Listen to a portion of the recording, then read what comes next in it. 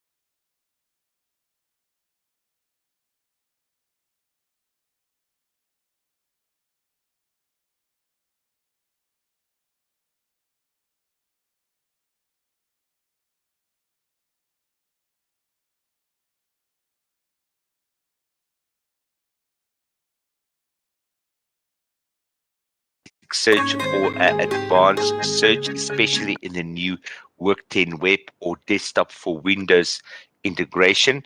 You can decide if you want to do a simple search or an advanced search. In classic clients, file site and desk site, you used to just get a big dialogue that users used to find quite intimidating. Then retrieving the document, obviously after searching, editing the document, it is associated application, security is applied, versioning, how many versions per document will be allowed? 9,999 versions per document is allowed. Uh, Auditing or tracking um, of in the lifespan of a document. If you dealt with classic clients, file site, and desk site, that used to be called history. In the new desktop for Windows, that is called timeline. And timeline, the definition later on day 4, you will see is the history of a document across all its versions, and then obviously saving documents into the system as well. Email management, or what they call EMM as well, that within the lifespan of a workspace, whatever that might be in your environment, whether that's a matter or project. Besides documents, I can also keep track of emails automatically and look at that on day 5. I can save attachments directly into, never mind emails, but I can save attachments also directly into the system then as either as new version or as a new document. Then multiple security models of optimistic, pessimistic, or hybrid. As of version 9, hybrid becomes available. And that, as far as I'm concerned, is the preferred model these days. And we will look at that tomorrow, I think, how it resolves security, whether a user can see a specific workspace and or its documents contained within. Does any of you use SPM, Security Policy Manager, yet? We are in the process of rolling it out, but I have used it at my prior firm. Okay. Cool. Yep. So that will supersede ACLs, obviously, because that's the gatekeeper. Offline access to content, so the ability to modify content offline, automatic synchronize of the changes made when you go online. For classic clients, file site and desk site, there was a product called Offsite that allowed them, of a user, to select granularly what workspace or folder they want to sync offline with them. The desktop for Windows handles that differently. That happens on document level. That if I, for example, working on a document, you will see that it sits under my app data roaming profile.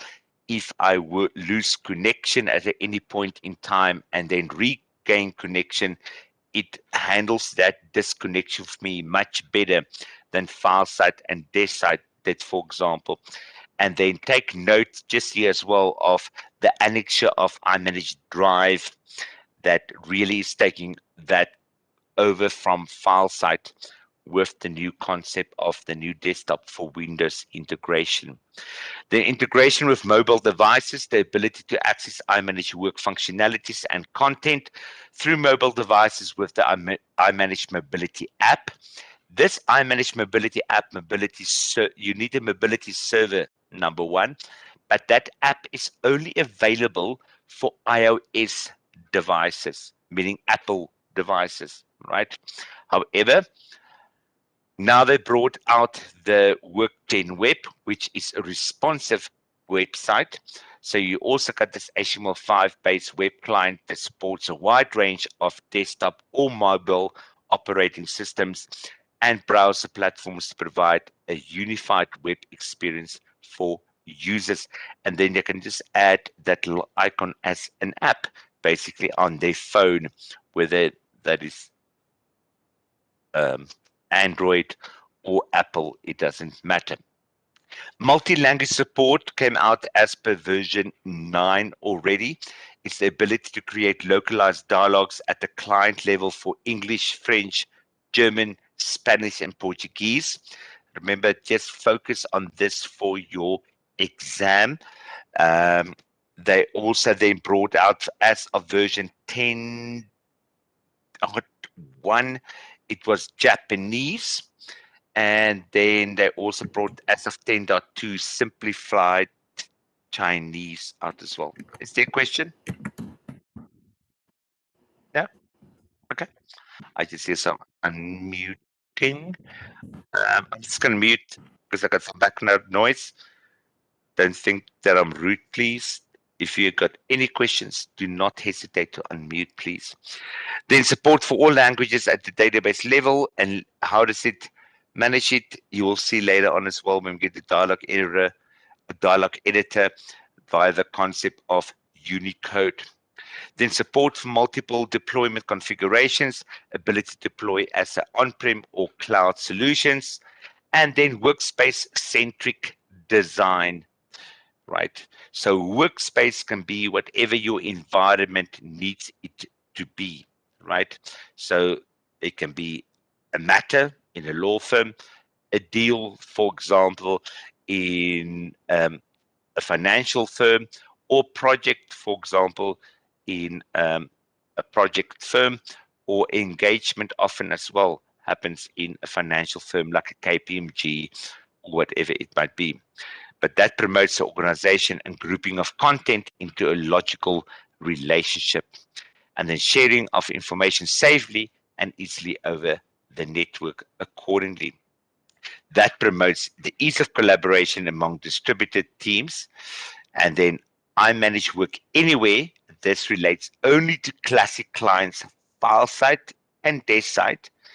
iManage Work Anywhere allowed them to connect over HTTPS without the use of a VPN, where your new desktop for Windows doesn't need it because that already connects over HTTPS. And then it provides the ability to configure multiple security model of either optimistic, pessimistic, or hybrid. Are all of you on hybrid model still? yet? Or we're still stuck in optimistic? I'm not sure. I don't know the answer to that question because today's the first time I've heard that. Yeah, we are still sticking with the optimistic. You're still optimistic, Daniel? Okay. Dan, where you guys? Hybrid. Hybrid, good. Malcolm? I think we're in hybrid as well. Okay. Don't worry. It's not a trick question. It's like, it's good to be on hybrid, by the way. I hate it when this happens. I hate WebEx. Oh, well, refresh my memory. Isn't it like optimistic, pessimistic, and hybrid are the three options? Is that correct? Yes. Yeah. Those are your three options. So But I think optimistic. we might be pessimistic actually. Where Really? yeah, Wow. where that's the way like the minimal always trumps over everything. Just because we like Huh. it's more secure. Yeah, I know it's not the most ideal, but now that you mention it, because I need to mention pessimistic, so that's why I was wondering. I know we're trying to move to hybrid. Yeah. We're currently pessimistic. Yeah, the problem is the refiling process in respect of, right? So if you're gonna, and you need downtime to stop and start your services, and you need downtime in respect of your indexer to re-index everything. If you want to move, are you still on idle? No, we're on Raven. You're on Raven. Okay. Yep. So Raven can only handle pessimistic or hybrid, by the way. Yeah. Yep. It doesn't handle optimistic. A bit of outside information for you. So the highlights of Work 10, Cloud Ready DMS solution, web-based administration with iManage Control Center, IMCC. It provides you a user-friendly HTML5 web client that is responsive. You'll see that coming up now. They got the new desktop for Windows integration end user client that you install on the end user's machine that replaces the classic clients of FileSite or DeskSite. Preview server also became available then specifically because remember in classic clients, FileSite and DeskSite, you had that view tab, right? That view that is rendered there is handled via a program called KeyView, or previously known as Inzo as well. It's got nothing to do with the preview server. The preview server really only relates to the new clients of the Work10 Web and desktop for Windows, and it renders for you high definition images independent of whether I've got the application installed or not, and it renders it in SVG or scalable vector graphic files. Then MSH, Microservices Hub, is also available now. It used to handle only the OCR module for iManage, but as of 10.1, it also took over handling the preview server. And when we look at the diagrams coming up shortly, I'll explain that for you further. And then there's extensions as well for Gmail for email filing accordingly. By the way, when we get to that on day 5, we will cover the labs on it. I only do, or we cover the slides on it. I only do the slides and then I'll do a little demo for you. If you want to actually install the Gmail extensions, then there is an email address that I can assist you with, etc. But usually I just do a demonstration for you accordingly on them. As I mentioned already, the iManage Work 10 website is a responsive web interface. How do they achieve it? Via HTML5 compliancy. And that means depending on which device I connect, it adjusts to the screen accordingly. So users have then a consistent experience across different desktop and mobile devices and independent of the actual operating system that we're dealing off, right? Where mobility was only available, the mobility app was only available on iOS devices. Now it's across various devices available. iManage Cloud and iManage Anywhere. Excuse me. So there's either on-prem or iManage Cloud. on-prem, I think most of you seem to be on-prem still. It's where content service clients all managed by the customer. Disaster recovery, backup, restoration is always managed by the customer. If you're still on-prem and you don't have full disaster recovery, depending on your budget, I deal with various clients, what is the minimum that you have to back up at any point in time? It will be your file server and your database server. Those two, which is called, you'll see coming up, is called a library, right? The file server and the database server. That's at a minimum that you have to back up, depending if you can't have a full disaster recovery site, because then you can rebuild very quickly in a day, usually, the other components accordingly. Then I manage cloud approach via HTTPS. So classic clients is managed by the customer. The web client is ready out of the box. Not really anymore. That's my Work 10 web that will be available. But then my desktop for Windows integration must still be installed on the user's machine. Classic clients file site and desk site.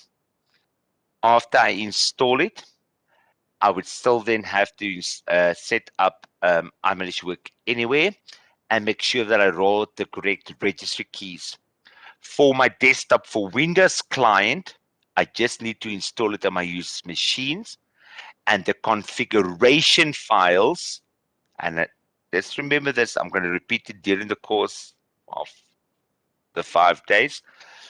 The configuration files for desktop for Windows you upload into iManage Control Center, and that downloads automatically to the user's app data roaming profile automatically then when they connect the first time via desktop for Windows integration. The server admin is then managed by iManage. So basically they will do the backup for you. They will do the disaster recovery for you. They will do the updates of Windows for you. And then a customer can access via IMCC. They call it ICC here. I'm not sure why, but it's iManage Control Center, where you can then access certain information like users, groups, roles that we'll look at in module 5, as I mentioned already, and then obviously upload your configuration files there as well. What is the benefits of iManage Cloud? So it's an industry-leading work product management in the cloud, benefits, functionality, self-service administration, and global availability. So from a functionality perspective, integrated document and email management, secure file collaboration, knowledge management, and information governance. From a self-service administration perspective, manage and monitor deployments from anywhere using IMCC, iManage Control Center, and the fact that it's a responsive website that it adjusts to my device that I'm accessing it from. Global availability, cloud data centers are available within the US, European Union, I think it is Ireland and Germany at the moment. We are using, I've got a lot of clients in the cloud at the moment, but when Ireland became available, but because of Brexit, we started switching to Germany, by the way, because we weren't sure about the laws anymore.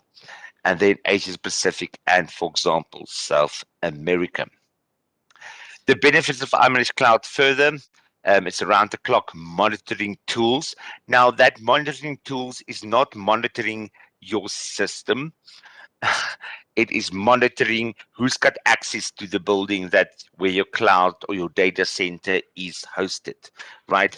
There's very good white papers available from iManage that ensures to show you the physical security, that they understand who touched your database, when they touched it, and for whatever reason it might have occurred. Then compliance of audit, data privacy and security standards, including those indicated here. Data is encrypted at rest and in transit, right? When the document, depending on your own environment, if your C drive is not encrypted, it doesn't mean that it's going to be encrypted while it's sitting on your C drive. So it's data is encrypted at rest, meaning on the file server, and in transit to your machine.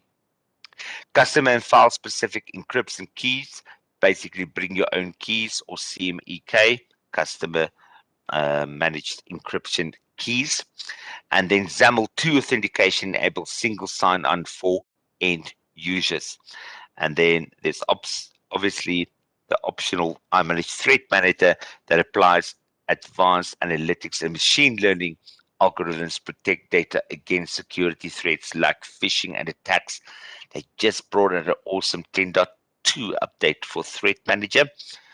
If you never, does anyone use this? No? Can you send me a chat? Yes, no? But it's good. It forms part of the Govern suite. You can buy it independently.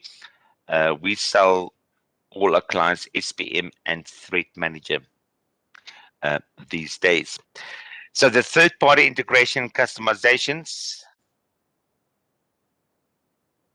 Yep, it is. Let's have a look. Otherwise, go and read up on it. The third-party integration customizations, integration with third-party systems such as matter management and time and billing systems. They still got an API with 10 now as well. It's different to the API, by the way, of Classic Clients FileSite and DashSite.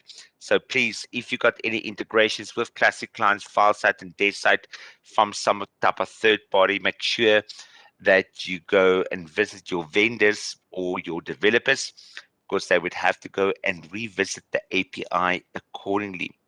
Then there's flexible deployment options. So if data sovereignty, client requirements, or organization policy dictates, a portion of your data may also be stored on-prem. So maybe some client says, no way, I'm not putting any of my information on the cloud. So you can have then a blended approach. Existing iManage or on-prem customers can choose to move to the cloud by office or practice area. And then new iManage customers can be provided tools to accelerate the migration from competing systems or file shares to iManage Cloud. By the way, if you're going to look for tools from on-prem to cloud, there is no specific, and taking off my training hat, yeah, putting on my iManage partner hat. There's great third-party tools that you can use. There's no explicit tools at the moment from an iManage perspective that will assist you with the migration of on-prem to cloud. Just by the way. iManage Work Anywhere, as discussed already earlier. It allows classic clients or desktop clients, like I said, they use them interchangeable, FileSite or DashSite, to connect over HTTPS without the use of a VPN. Then the service port, and this is important, please, will be 1090, and the file port will be 1091 for the client. So what's the definition of iManage Work Anywhere? It allows classic clients, FileSite and DashSite to connect over HTTPS without the use of a VPN. Important: service port 1090, file port 1091. Then the iManage Work 10 architecture. We're going to spend a little bit of time on this slide to make sure that you understand it.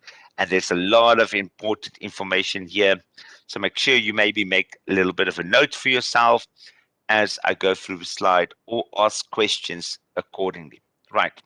So here is that 3-tier or the multi-tier design that we did on that introduction slides. Remember, I said that's multi-tiers, right? So my top tier is known as the iManage Work Library. Now, people tend to use my database and library like interchangeable, right? But the true definition of an iManage Work Library is the file server and the database server that serves it, right? So on my file server, my documents are stored as document number dot version number, right? So they're always stored as doc number dot version number. So on my file server, a document is never stored as a docx or XLXX or a PPTX, right? That's how it's stored.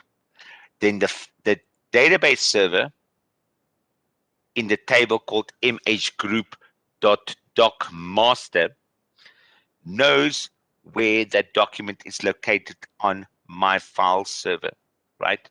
But this top tier is known as my iManage Work library. Then you can see I've got 2 users here at the bottom, right? And I've got a whole bunch of middle tier servers over here, right? So you can see though that here is my classic client's file site or desk site. And here is my user connecting via either the Work10 web or the desktop for Windows, right? The Apache web server is actually not separate to the work server. They are coupled together, and that comes on the next slide as well.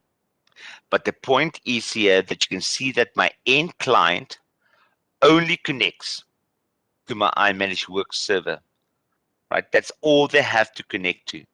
So my iManage Work server is the gatekeeper to all the other services, whether that is the previous server, the OCR server, communication server, the file server. A user only has to connect to the iManage Work server. Now, here is the important bit, please, ladies and gents, that you're going to see probably in exams. From a classic client's file site or desk site perspective, how does the end user connect to the work server? If they connect over RPC, right? And that stands for Remote Procedure Call. So they connect for classic client's file site and desk site. They connect over RPC, and that stands for Remote Procedure Call. And there, your service port by default for on-site, don't get confused here about iManage Work Anywhere, service port 1080, file port will be 1081. Okay.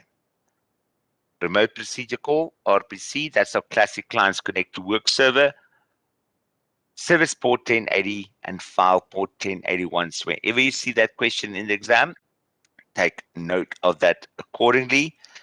How does my Work10 web or desktop for Windows connect via the Apache server to my work server? That happens over REST and port 443 that it will connect over accordingly. Okay. Anyone got questions here? Everyone got this? Okay. Cool. I'm trying to Yes, it's unmute. Sorry. Yaku, can you go over the Work10 web connection again? I was typing. That's fine, ma'am. So the work, you meaning this one over here?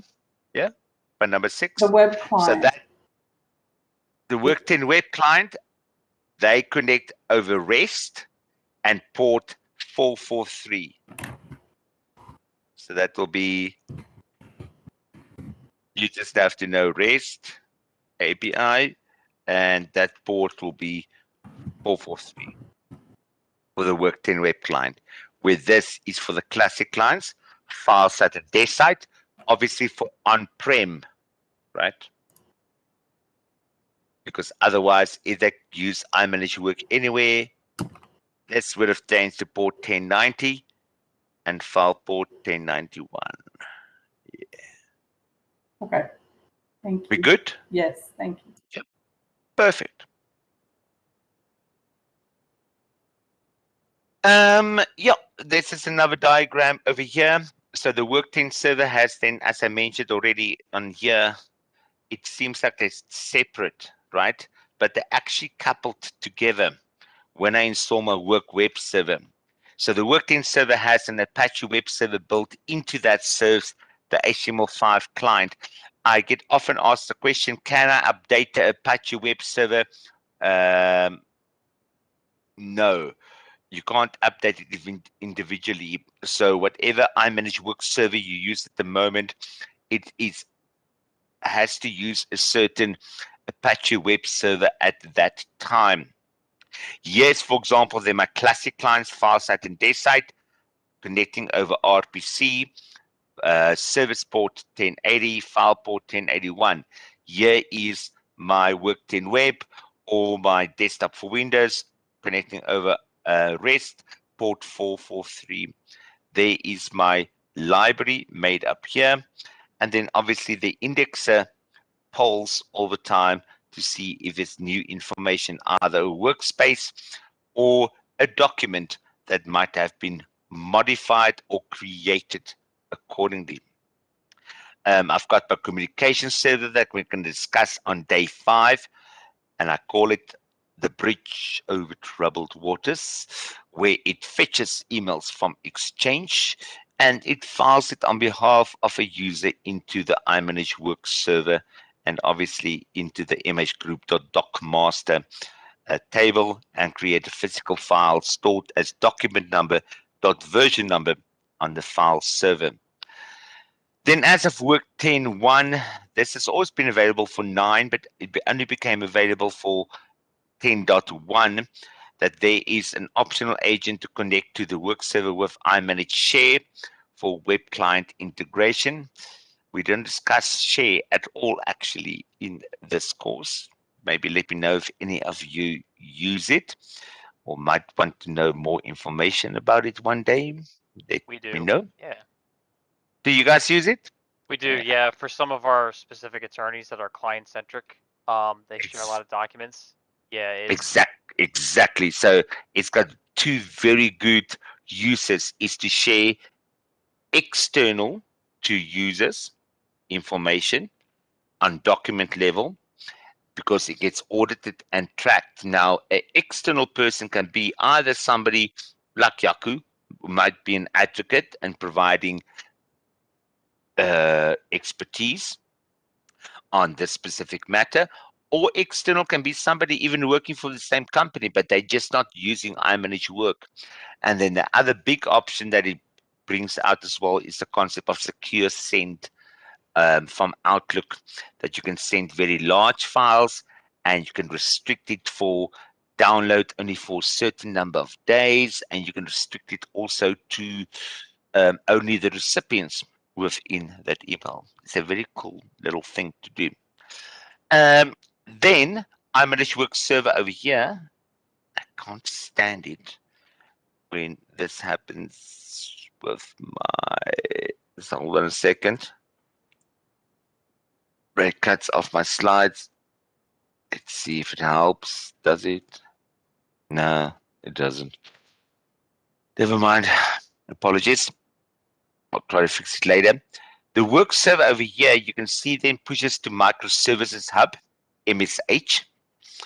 And like I said before, MSH used to handle OCR, but as of version 10.1, MSH or Microservices Hub also instructs the preview server. So to be honest, I don't really agree with this arrow going directly, because that was before 10.1, to preview server. This arrow will always go first to MSH, and then an arrow should go from here to preview server, right? And you'll see when we look at preview server, that is because there's a preview cache now, meaning that if somebody has viewed a document before, then it will be rendered from the preview cache that is situated on my file storage, right? To make it more efficient. Otherwise, if it's a brand new document that nobody has previewed before in Work 10 Web or Desktop for Windows, then Work server will go like, hey, MSH, go and do your job. Tell preview server to do his job and go and fetch this document for me and start rendering it back accordingly. Then external access for your DMS, right? So the recommendation is to place obviously a reverse proxy inside the DMZ, your demilitarized zone, so that you don't expose your DMS directly to the internet, right? And how do you achieve that? So the Apache Web Server is available from within the DMS, that it cannot be decoupled, as I explained before, and it is not a secure practice to expose your DMS or your iManage Work Server directly to the internet. So instead, you create the reverse proxy is set up and exposed externally, right? When you do the installation, you will of your iManage Work Server, you will see that you specify an actual fully qualified domain name similar to this. Now there's a reg key specifically on your iManage Work Server that is responsible, and you're going to do this in your labs, but I'm highlighting it for you, right? Because it is important. DMS host, right? You will see that you're going to capture then the value of HTTPS // and then depending on your iTrain 00, mine is iTrain 00.iTrain.net. This reg key is responsible for that reverse proxy. It is also responsible, number 2, for the preview server. When the preview server gets instructed by MSH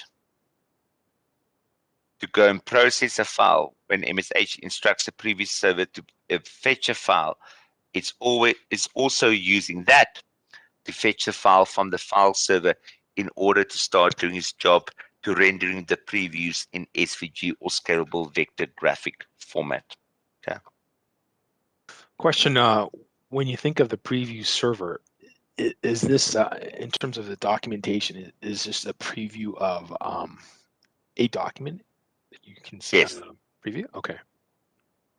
So that's what I said before. To not get confused, if you were used to FileSat and DeskSite, you used to have a quick view, right? And this was rendered via key view, or previously known as INZO. Okay. If I look at iTrain, luckily I've done some of my labs, but not all of them. This, when I click, there, that's preview server. And that's got it only handles desktop for Windows or Work 10 Web. It's got nothing to do with classic lines, FileSat, and DeskSite. Does that answer? Is that the question? Yes, that's the question. Thanks. Okay. Yeah. Okay.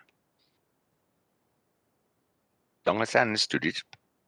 Keep them going. That's why I'm here. Then advantages of the multi-tier DMS. The 3-tier design, obviously easier upgrading. The client PC, as I mentioned already, they connect to what? Only to the work server, right? Whether that's via RPC, remote procedure call for classic clients, FileSat to DeskSite, over service port 1080 and file port 1081, or via my Work 10 Web or desktop for Windows over REST port 443, right? They don't need to understand where all the other components are.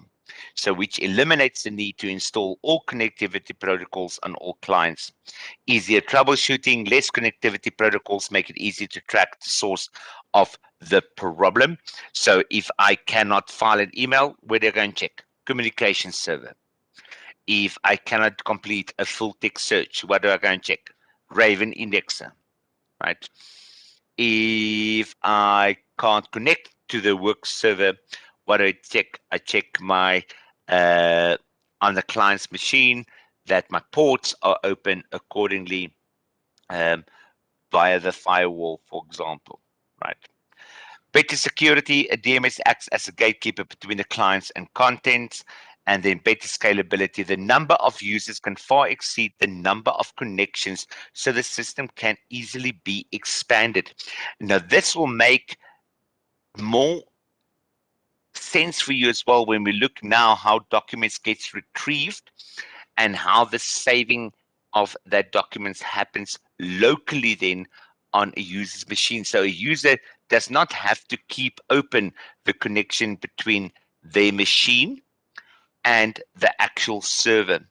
So then higher uptime and fault tolerance, the connection between the clients and the DMS iManage Work server are not constant, as I just said, and thus a system problem will not affect the local operation as a user saves the document or are working it, meaning I can lose connection, regain connection, and then I can bring the document back in.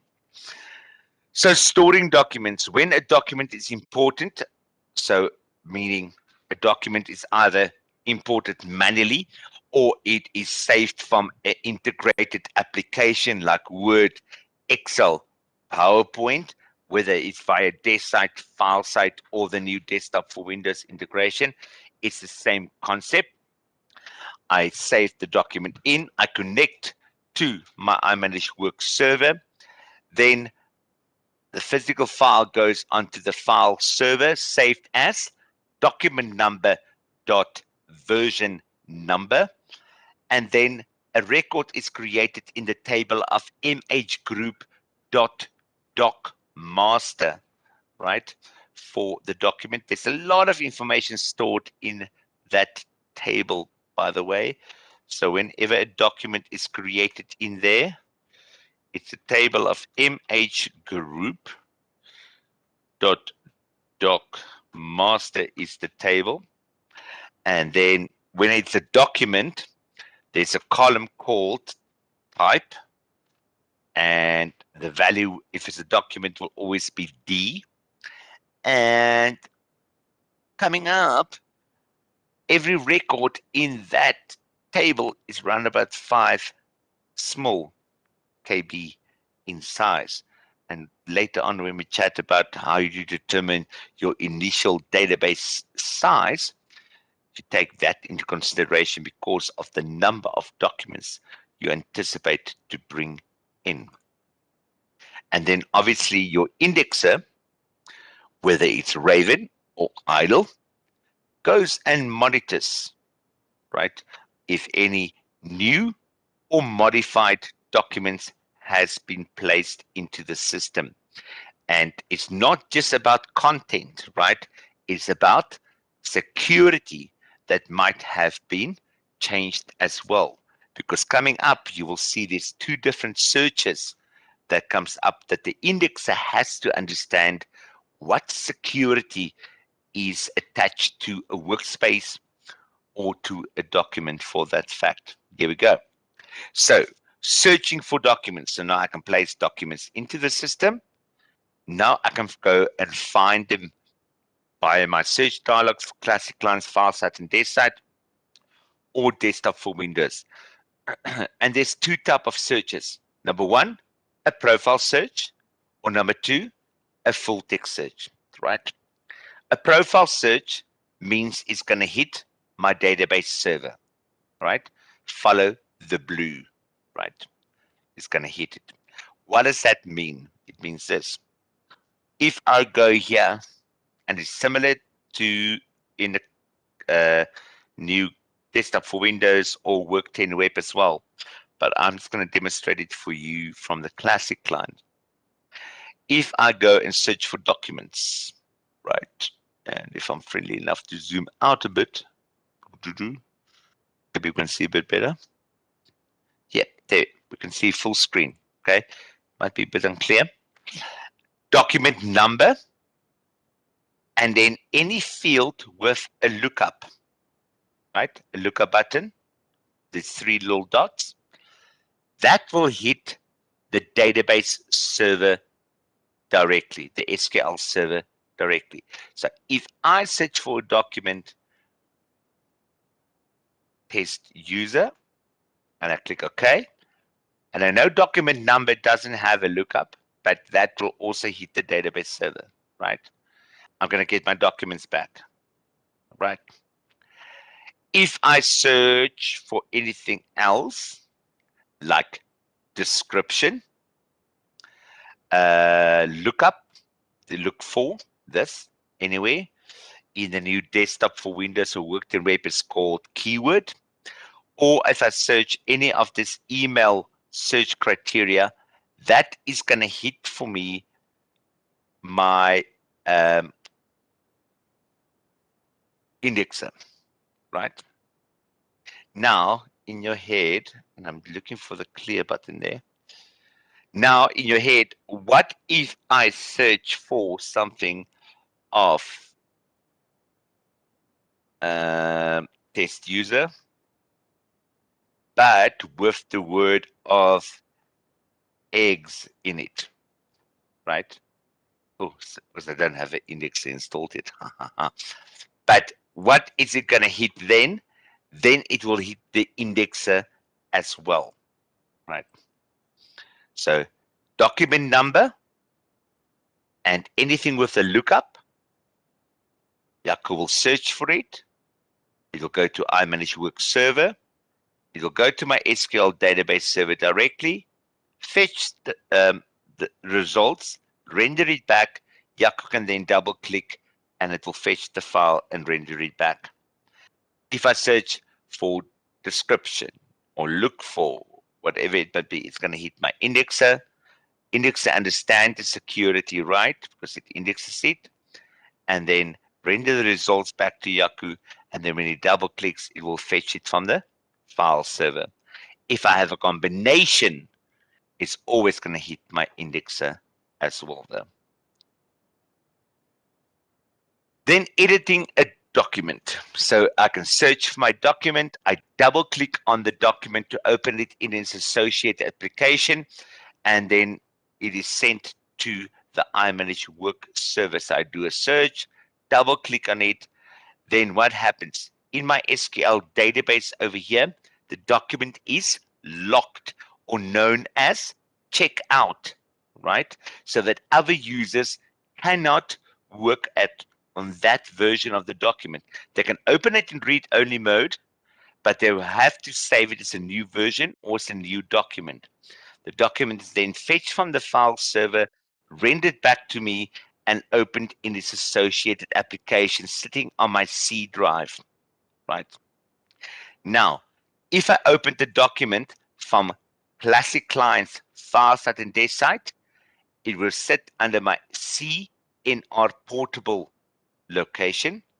If I opened it from Work10 Web or from my desktop for Windows integration, it will sit under my App Data Roaming Profile. Okay. So Classic Clients, NR Portable, take note of this. For desktop for Windows integration, DFW, App Data Roaming Profile. So then closing the document after I have made changes to it. So user saves the changes made to a document. The document is then cached in the NR Portable. It's updated, right? Or update roaming profile. This slide really relates to a flow of Classic Clients, FileSite, and DeskSite, right? So yeah, it's got actually nothing to do with Work10, as you can see here for this note. So if echoing is enabled, the copy in NR Portable is then moved to NRT Echo. So after the user closes it, it's removed from NR Portable and a backup copy is placed under CNRT Echo, and then the portable is deleted. Then the SQL profile in the iManageWork SQL database is updated. Obviously, the history table is also updated, and now the document is known as check-in, meaning it has been released for other users to use accordingly that version of the document. And the document is then copied to the iManageWork file server, and then the modified document is crawled via my indexer, whether that is Raven or idle accordingly. And then the echo, as mentioned here, is a legacy feature that can be used with classic integration. With Work 10, echo is not necessary as a copy of the document remains cached on the user's machine after check-in on the app data roaming profile, right? And go and check your configuration files. I'm running things maybe a bit forward, but there's a setting in the file called IM work options.xml.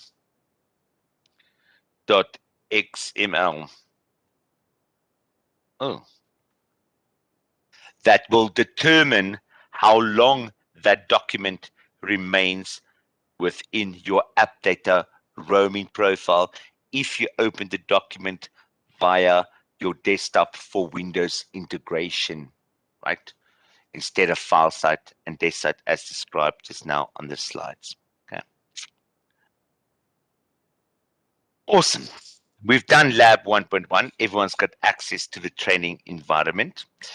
And I'm going to be nice enough just after review questions. How does review questions work, ladies and gentlemen? This is where you save Jaco's voice and you unmute and you join in the story, because I'm not going to give you the answers as well. So welcome to unmute. Which languages are supported by iManage Work? I only need 5 from you here. I'll be nice guy. I'll give you English. French, German. Yes. I need 4 more. 3 more. Oh, I didn't make a screenshot of that. I don't know. French, German, Spanish, Portuguese, and this.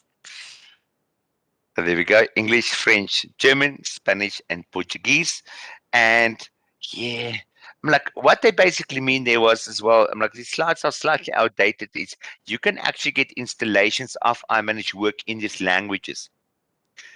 You can actually now localize a dialogue for anything that you want to in any specific language in Classic Lines, file site, and desk site. And then just remember for Work 10 Web on the fly, they changed it to also then include Japanese and simplified Chinese. I don't know the difference between Chinese and simplified Chinese, but yeah. So a user can go user settings, and you can see here they have Japanese and simplified Chinese as well. Okay. And by the way, it's Brazilian Portuguese as well. I don't know what the difference is, unfortunately. But yeah. What capability allows iManage Work Classic clients, that's file site and desk site, to connect to iManage Work service over HTTPS? iManage Work Anywhere. Correct. Let's extend the question. What if I use iManage Work Anywhere? What will my service port be? 443? Nah, 81. nah. 1090, 91.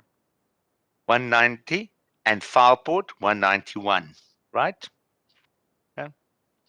If it was normal file site and desk site connecting over RPC, remote procedure call, my service port would have been 1080, and my file port would have been 1081. With classic integration, where does a document reside on the local system while it is being edited? NRT portable. Salt. And remember, that location can be changed via registry keys, right? Anything of classic clients, file site, and desk site is changed via registry keys, because often clients don't like it to sit under the root of C, for example. After closing a document for the classic client's file site and desk site, where is the short-term backup copy of the important document stored locally, if enabled? Echo. C NRT echo. Okay, by default. What are the iManage work deployment options? Please don't overthink this question. Huh.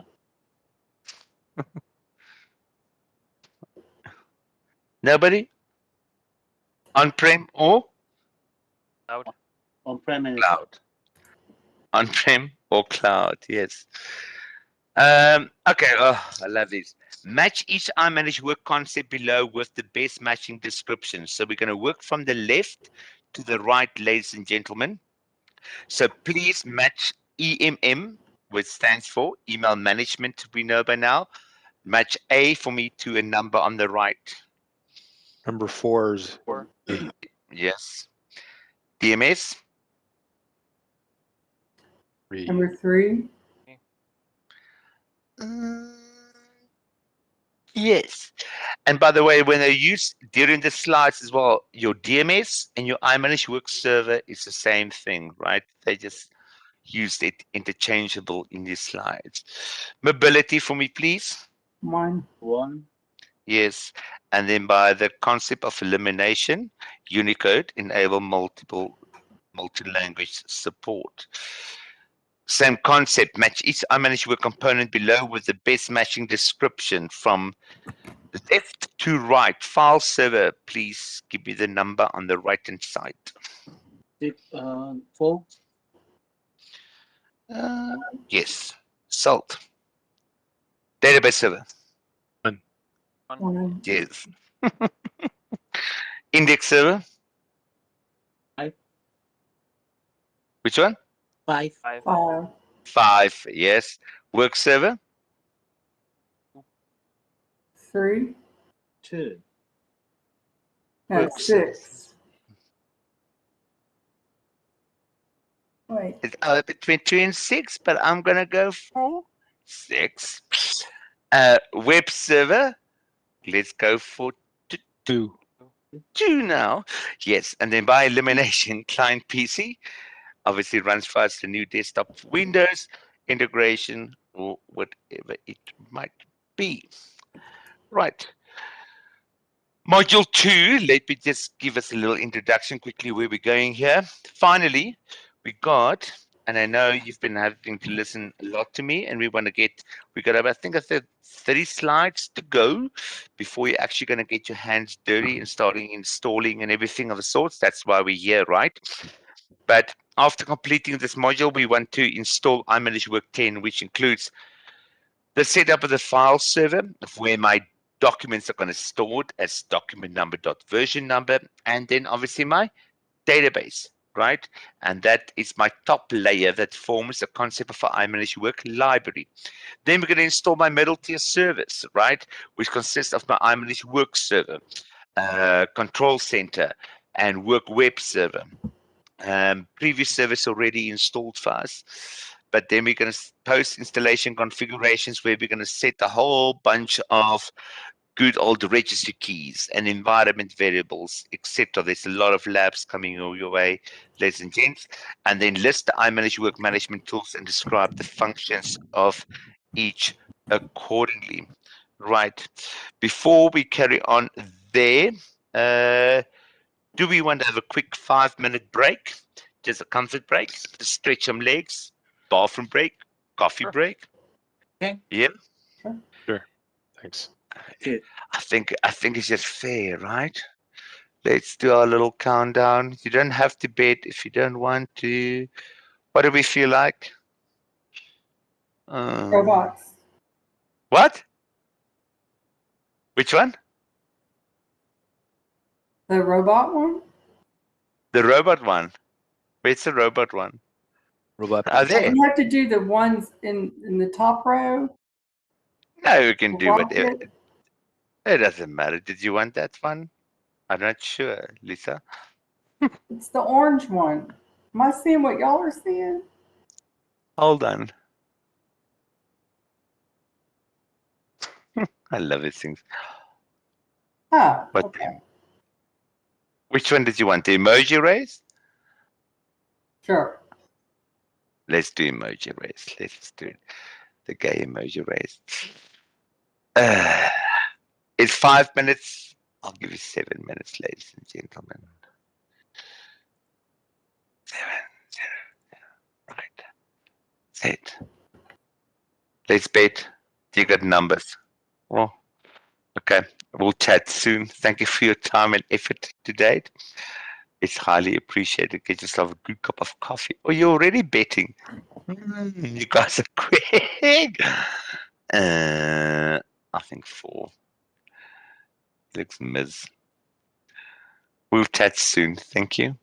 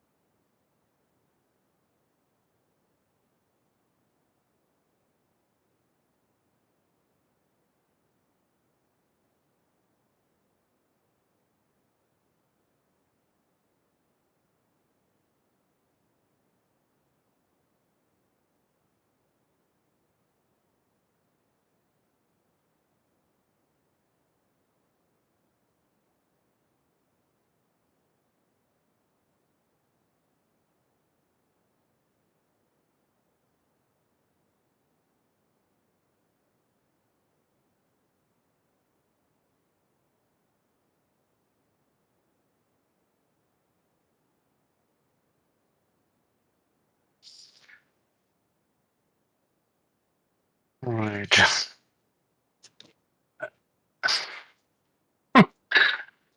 Lizzie, you're going for Z to Z. I like it.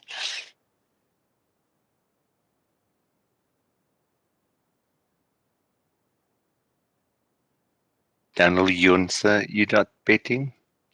Let's have a look. A little No, bit. no, I didn't.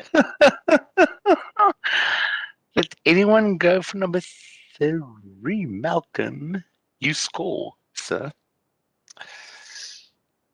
Good for Awesome. you. Thank you. There's no prize, unfortunately, but yeah, you do Yeah. score. Awesome. Let's go straight through. Yeah, just by the way, I'm like, we're gonna go into lunchtime at 1 Chicago time. Just by the way, there's definitely, I suspect by 2 o'clock Chicago time, I'm gonna have a dip in power, as I explained before, due to this concept of load shedding.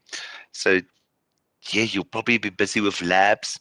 So don't stress if Yaku disappears, please.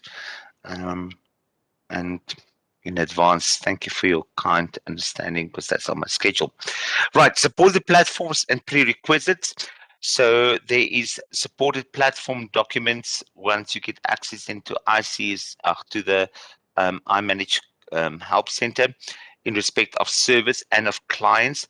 If you use classic clients, file site and desk site in any form or manner, make sure that you go and also follow. You can click here and follow or unfollow the 9X supported platforms as well, please, for yourself. Just make your life easier of what current Office is supported or Windows version is supported, etc. So these are the official guides for what is supported, available from the iManage Help Center, and you can click on this follow button. That just means you don't have to go. As they update it, you will get an email in the morning to say they've updated it with the latest information for the new versions that's coming up.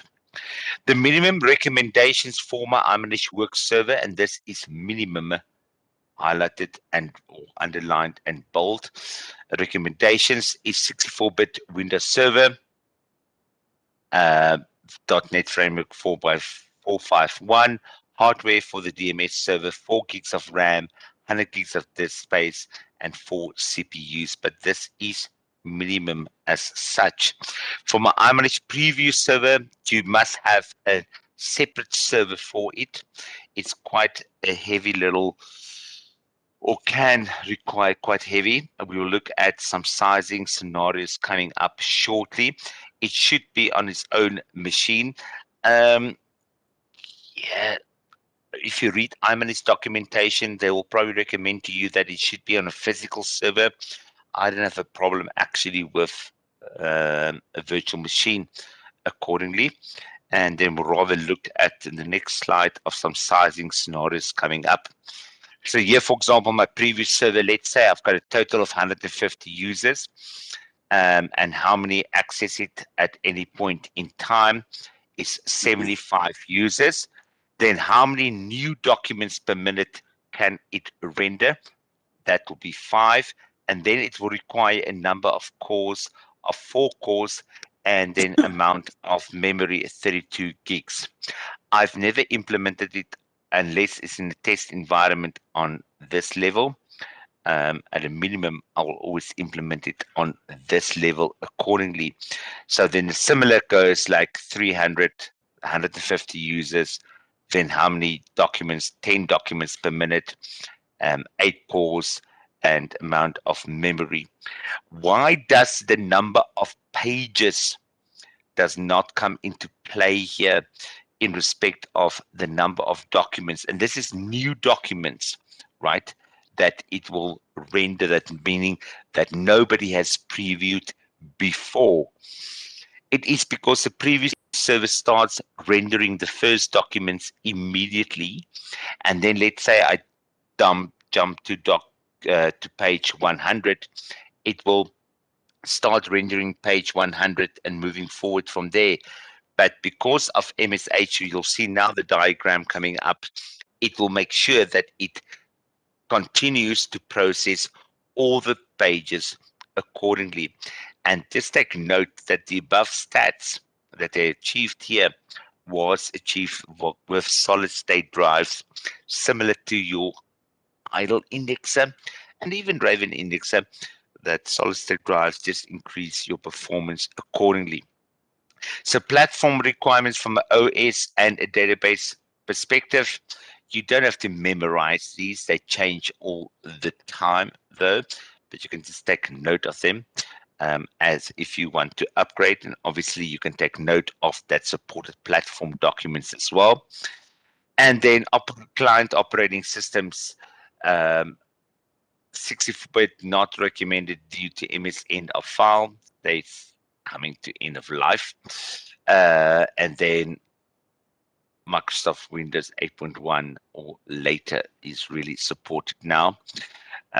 This is new, yeah, because of the end of life, not because of iManage, because of Microsoft. And then you can see with your desktop for Windows 2013 or later is required. With classic clients, FileSite and DeskSite, but I don't think any of you is on it anymore. I think some of you. I must go back to my notes. Yeah, I'm like 64-bit Office is supported. I'm like my financial clients definitely waited for it because of the big Excel spreadsheets that they have in Excel.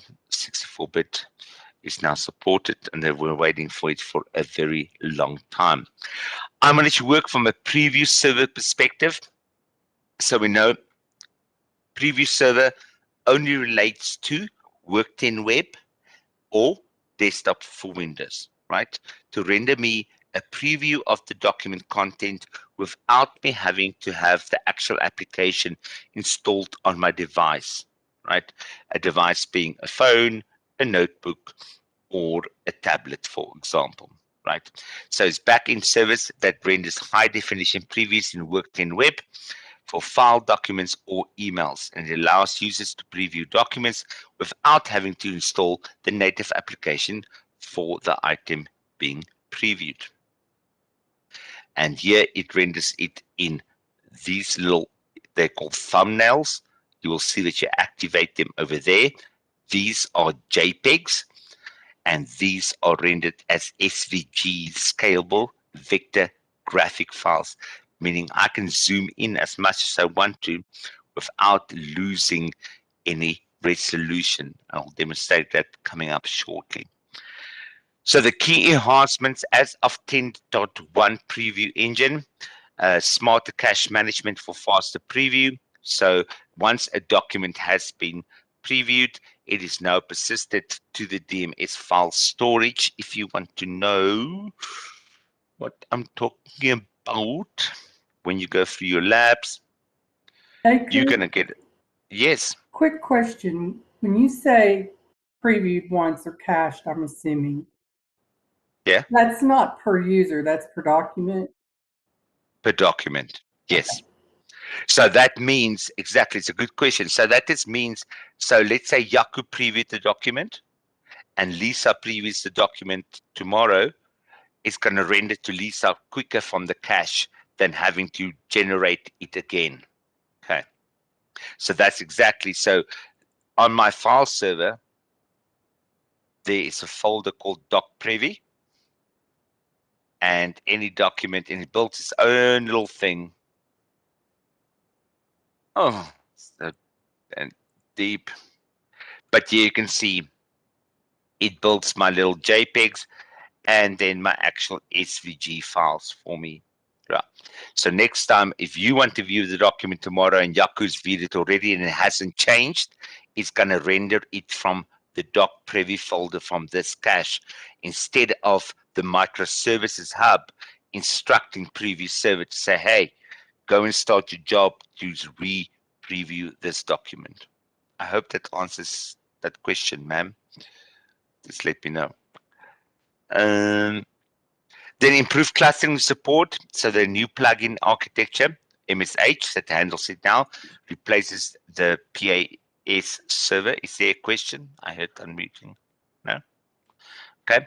This, thank goodness. If any of you dealt with the preview server before 10.1, like I said, you would have had gray hair. That was a hideous service to stop and start. And then it also now supports for encrypted cache. So what gets cached actually? So document previews, SVG, and text index information gets cached. And then the thumbnails of each page, as I mentioned, is then also stored as JPEGs for you. When they say the text index information, it is this they're talking about. Where is my... There. I'll just demonstrate it on my own one. We had a lot What of is it? problems with preview, Yaku, before we adjusted our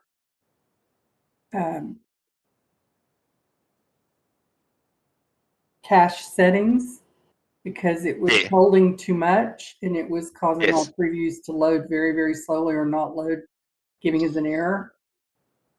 Oh, Anything you can okay. share with us on that end? I mean, we've got it pretty much solved, but it's coming up now. I'm like, there's two reg keys you can use to manage it. Either via last edit date or via size. Yeah. Hold on to that question for me. Could you see I did a keyword search there, and we'll look at searching later on. But can you see that it forms for me these little bookmarks similar to a Control F in a Word or Excel document, right? That instead of getting a hand cramp to scroll through the document, I can just click very easily to that. Lisa, so just hold on to that question. Maybe it's going to be answered for you now, ma'am. Here we go. So how to clean up that cache, because maybe it does grow too big. What version are you on at the moment? 10.2 you said, I think. 10.2. Yeah.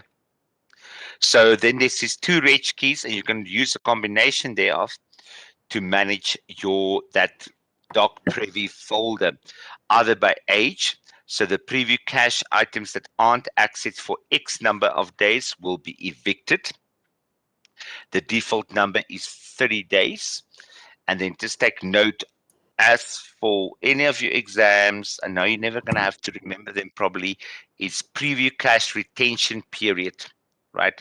To send it by age. So after it, if nobody has accessed it or requested it, then after 30 days is the default value. It will be then removed from the doc preview folder on my file server.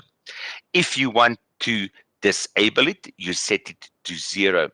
You can use a combination of these two, by the way, or by size, where I say that doc privy folder on my file server cannot get bigger than a certain size, right? The default is 5 gigs. Then I can change this preview cache storage limit rich key sitting on my iManage work server. Accordingly, if I want to disable it, I mean, it can just grow as big as it wants to. I can set that to 0 as well. I don't know if you guys played around with this, Lisa, to resolve your issues accordingly. I wasn't involved in the adjustments there. Okay. So I don't know how they did it, but is there any suggestions based on your travels here?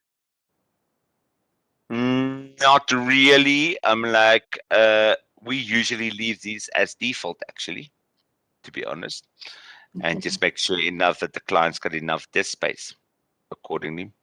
Yeah, I haven't had time that I got after 10.1. We haven't had problems with preview server. Yeah. Well, it can be a problem because attorneys tend to single click instead of double click to open a file. So they preview constantly. Yes. Yeah. But single click will preview and double click will open. Yeah. So that shouldn't influence your preview though. Then. Right. I mean, once we got wherever they adjusted it, and maybe it was through the registry, I'm not sure, I'll ask, but once they adjusted the cache, managed the cache a little bit better, then our problems went away. Okay. If you get feedback, it'll be always interesting to know. Please. I always love learning from my courses. So here's a point of what happens when a document is previewed, right? So here's the best outcome coming up. So here's it's Yaku. Boom, boom, boom. We know that preview server only relates to the new work web or desktop for Windows, right? So Yaku probably sitting on his iPad, for example, and it connects over REST port 443 to the DMS, the iManage Work server, right? Then it goes and checks the image group redition cache table to say, hey, has somebody else viewed this document before? I'm like, cool, somebody has viewed the document before. Yes, let me go and fetch it from the doc preview folder and let me render it back to Yaku, right? Alternatively, nope. Yaku's the first guy who wants to view this document. iManage Work goes and instruct who? MSH, Microservices Hub, to say, Microservices Hub, please go instruct preview server to do his job and use the reg key of DMS host, right, in order to go and fetch the file from the file server. And it is then rendered back and is sent to the document stream to the preview server, and it starts rendering these documents immediately. And then it starts bringing back that SVG scalable vector graphic documents to DMS for preview in order to start rendering the first documents. Instead of processing the 300-page document entirely, you can start rendering it immediately to Yaku so long, so you can get his first pages, but then Yaku might jump to page 100, right? So what happens is MSH keeps on polling preview server to say, hey, have you processed the other 299 pages within that and put it into that doc preview folder, and then updates the rendition cache table. Why? For future use, so that when Malcolm or Dan or whoever comes or Lisa comes, I'm like, and they want to preview it again, then this best practice at the top will happen accordingly, right?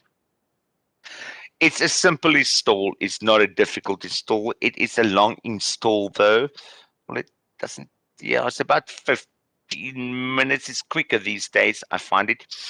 I've never changed the installation path upon my installation of my previous server. Remember, it must sit in its own server. This is my domain account with local admin rights that will be able to start up your services. This can be also a UNC path though. And then for your DMS, you must create the following registry settings. These are important, please, and take note of this bubble specifically. You're probably going to see it in the exam somewhere. Which So you bubble was create that? this PAS host. You will probably get a question of what registry key provides information to use preview cache management. And then your answer will be PAS host. Okay. You'll probably get a question like that. You do not have to create these strings actually anymore, these registry key strings. They are automatically created for you now. In previous versions, you used to have to create them. You just come and update the values accordingly. And as of 10.1, because Microservices Hub took over functionality of instructing the preview server, the values of PAS host and MSH host has to be the same, right? And then if you ever see the question of which reg key provides information to use preview cache management, that will be PAS host. And then we know by now this reg key of DMS host is the one that allows me for the reverse proxy, but also allows the previous server in order to fetch files when it gets instructed via MSH. By the way, all your reg keys are case sensitive now, right? So if you see a reg key spelled like this, capitals PAS and a capital H and then host, please spell them correctly. Before it wasn't case sensitive. We're dealing with Apache now. All your reg keys are case sensitive. Then use a browser to type the URL of the previous server, iTrend PDC, whatever we installed it in our environment is in here. Most importantly, hold on a sec. Apologies, the throat is just backing up, too much training. Take note, most importantly, of this port, please. Port 18681. That is the default port for your preview server. I suspect you might see it in exams somewhere. Before it would have been port 3000, but it's now 18681. So my iManage Work 10 server installation then. What is the steps? Validate your plan configuration and update obviously your appropriate software, licenses, etc. Your plan configuration will be how many servers I'm going to have, how many users, etc. We will look at that in design considerations in module 12, I think it is. Then install my iManage Work server, install the previous server, install the latest iManage Work service packs if required. Not sure why still if you downloaded the latest. But then initialize the iManage Work database. That means after I've created an SQL database, I make it into an iManage Work database, right? Because I create an empty database, then I initialize it to create all this MH group tables in it that is required. And I do it, you'll see via dbadmin database administration. And upon the first time that I do that, I have to use my SQL system administrator account and password to do that, my SA account. Then set up the iManage Work services, verify the iManage Work server installation. How do I verify the iManage Work server installation? You install a classic client, file site, and desk site usually. My preference is just install quickly desk site, right? And you then this only coming up in module 3, I think, but they're going to ask you the questions in module 2 already. It's like after I've done those steps, I install desk site. What is the 4 tests that I have to be able to complete to test at a minimum? Remember, I don't have an indexer yet, so I can't complete the full text search. So I must be able to import a document.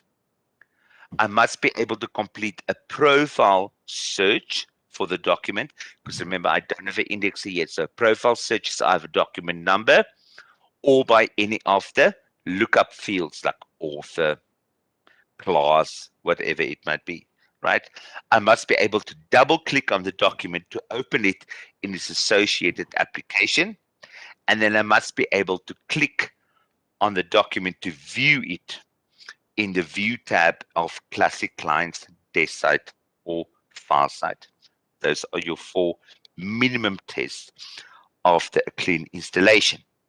So each iManage Work middle tier server and service needs an account, right? And that is a domain account with local admin rights. Okay, that is to start up that specific service. A domain account with local admin rights. Your accounts in this scenario has been set up for you already, your student 01, 02, 03, etc. You can create by best practice, they recommend, what we often do in reality, but create a new group and add all accounts to this group and then add them to the local administrator group. And then this is important, ensure that for that specific account, when you set it in AD, make sure that the password never expires, right? because otherwise, yeah, your services are just not going to start up, and you're going to get a dramatic call on Monday morning. Then you're going to come and you think of that 3-tier design, right? Of that I showed you, the top tier, the middle tier, and the lower tier. We're busy creating now the top, the iManage Work library, where my documents are going to go and be saved as document number dot version number, the physical document. So create a shared directory to store the actual documents, and then you grant only the group or iManage service full access permission to this directory. So I'm getting extreme feedback. You see your phone's going off or your something's vibrating. Is that better? Yako, Yes. is the system able to run as like a service, or do the service accounts have to be local admin? There's no other alternative. Just Like, repeat the question. So like you mentioned how the domain accounts have to be full local admins to the work servers. Are you able to set up those accounts to run as services and then just provide the proper file permissions and everything it needs, or it has to be a local admin? No other Has to be a option? local admin. Okay. It doesn't have to be a domain admin, but it has to be a local admin. Yep. Does that answer? Yep, answer my question. Yep. Cool. So then you grant only that iManage service account or group permissions to the directory, and then your Indexer server account must also have read-only access. This will be discussed in the Indexer module. Rook. The Indexer account, and by the way, it doesn't need full access. It needs read-write, by the way. It's not correct. I don't know why they do it. Or I don't have the mandate to update the slides of iManage, but it needs only read-write. Why does the Indexer account only need read-only? Because remember, the Indexer is only going to fetch information to index, right? It's never going to write information back to that file server. So it's only going to fetch from there. So no other users or groups needs to have access to this directory. Oh, I hate it when this happens. Boom, boom, boom. Boom. Go away. Are you going to go away now? Nah. Okay, apologies for it's that top bit. I love WebEx. Doesn't go away. Then now we got the physical file server. Now we want to create the second part of the iManage Work library, right? The database server. So you go and install Microsoft SQL Server software, launch SQL Management Console then, and then enlarge the data file, the initial database file size and the log file size for the specific database. How do you calculate it? As I mentioned before, I think, do I still have it? No, I deleted it. Remember, every document in the table of mhgroup.docmaster is about 5 KB, small KB in size. And let's say I've got 1 million documents, then we'll take that 1 million documents, times it by 5 KB, times it by 1024 to get to megabytes, right? Put it in there. And then my log size is 20% by best practice. My initial log size is 20% of my initial database size, right? So in our case, it's going to be 500, and you can see 10% would have been 50, and then 20% is obviously then 100.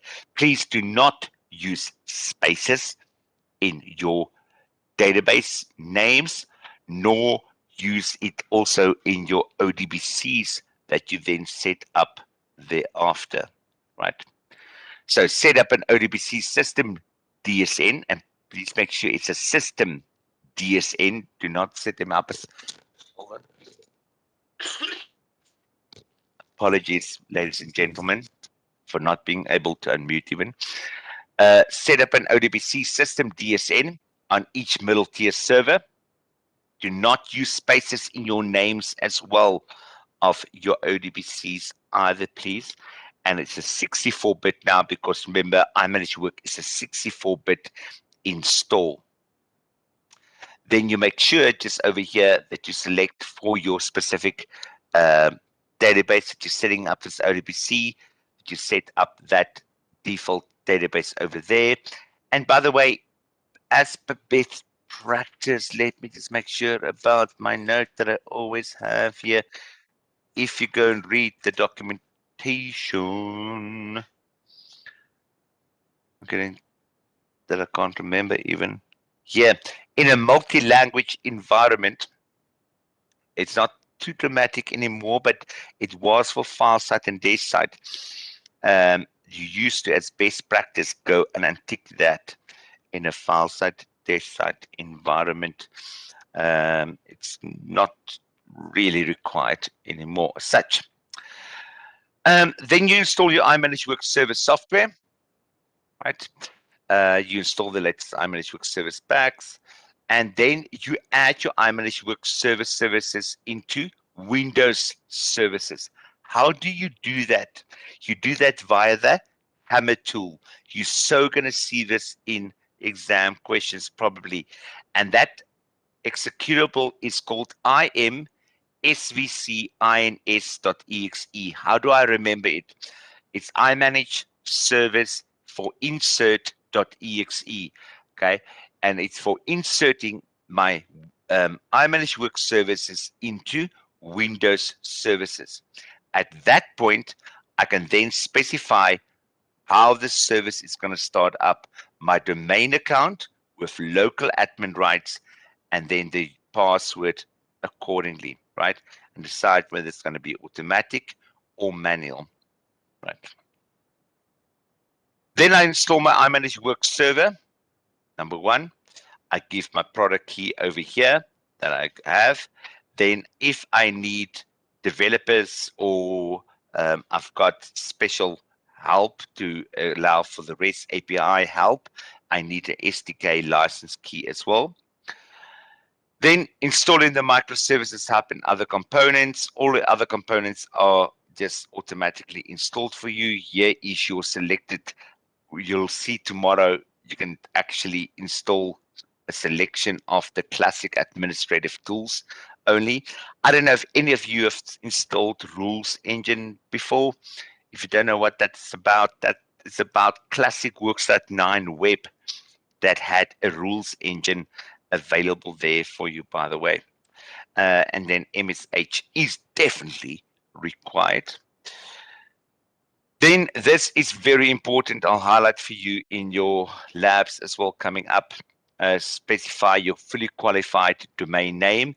Whatever you specify in here needs to relate to the fully qualified domain name of the reverse proxy that you specify in the reg key of DMS host, right, with port 443.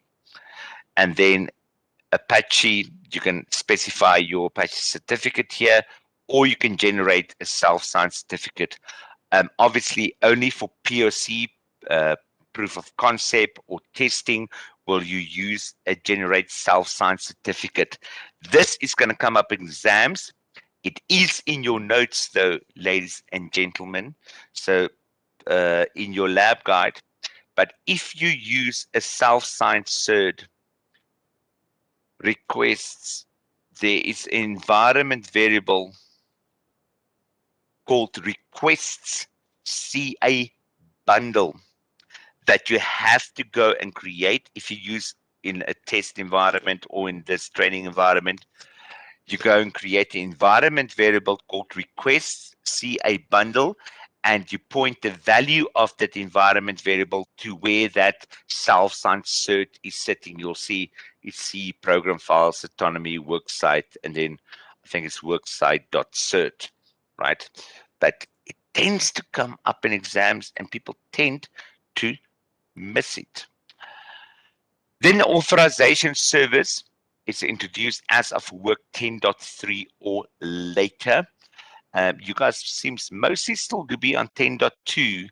You're probably using the refile service already, but they brought out this new folder that is required for the refile service for now, specifically. So Securely communicates with other shared services such as the refile service, and then automatically installed with work server. At which point, again, you create that folder, you share it out, you create a folder called authorize.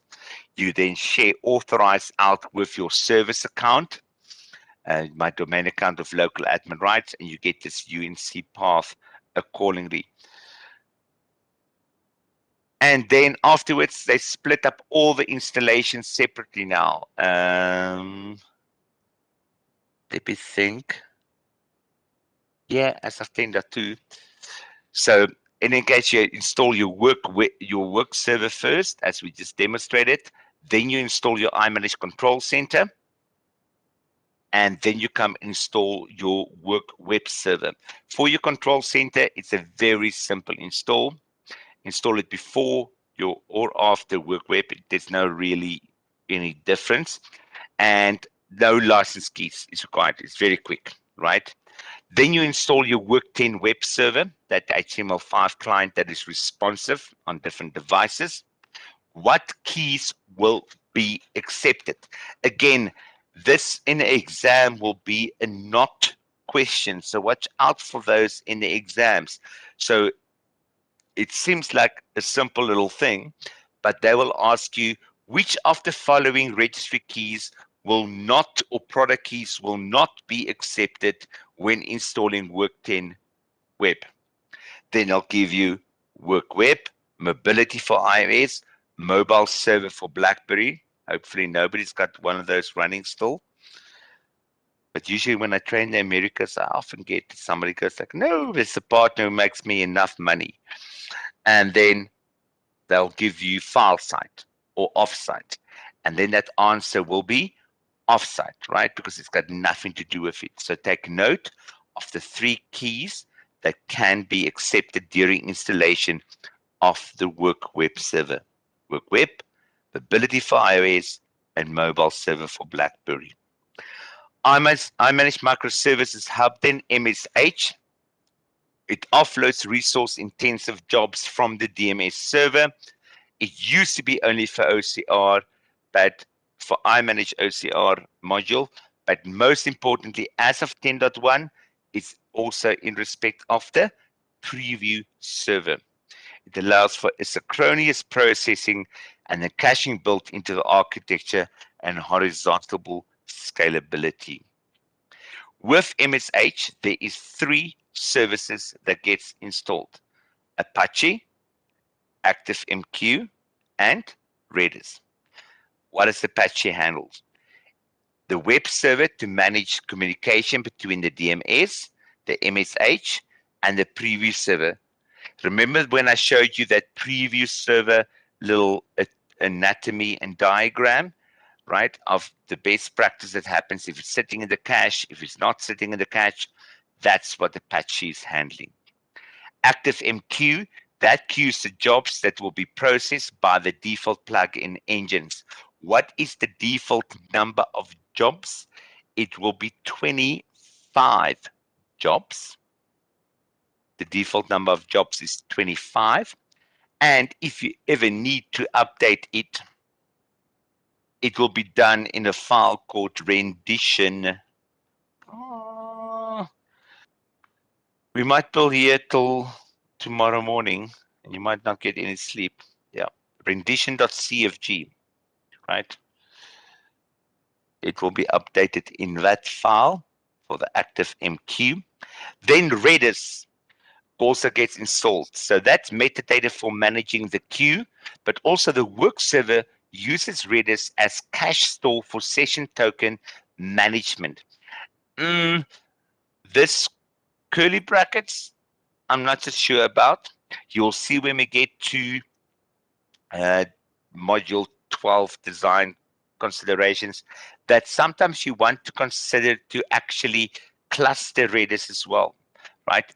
When they talk about session token management, it is that, remember, in Work10 Web now, Jaco can connect to Work10 Web on his notebook, on his phone, and on his tablet.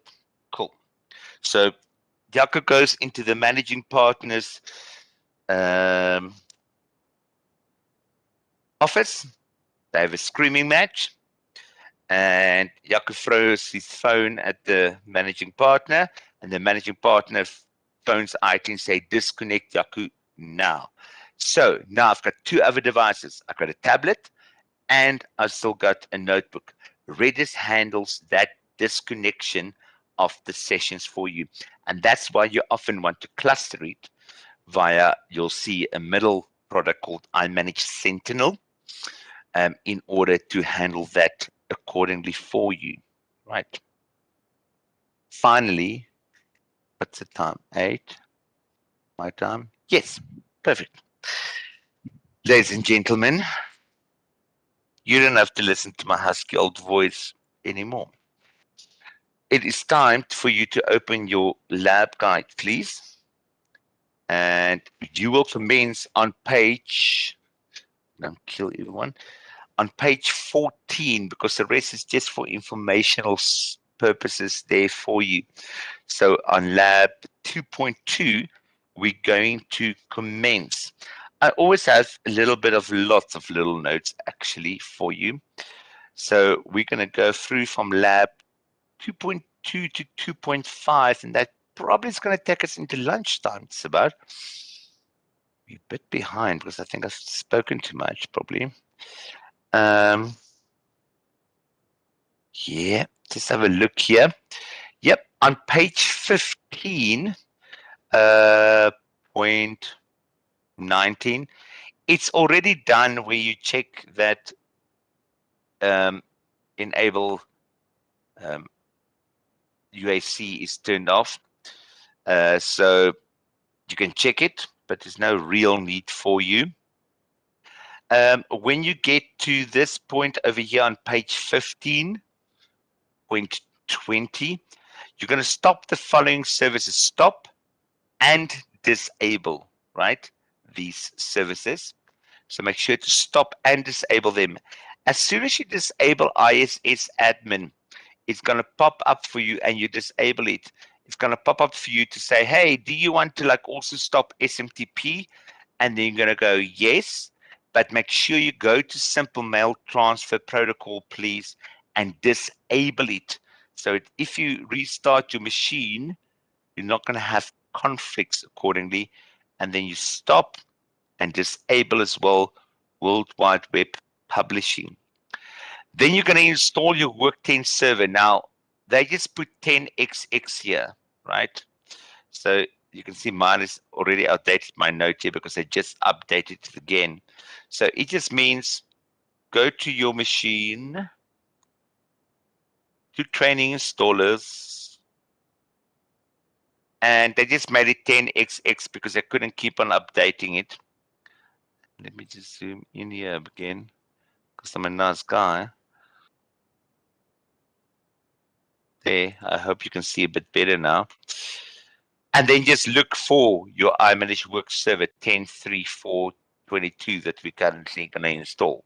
Similar for any of the other installations, then you're going to install your control center, and then you can install your work server over there.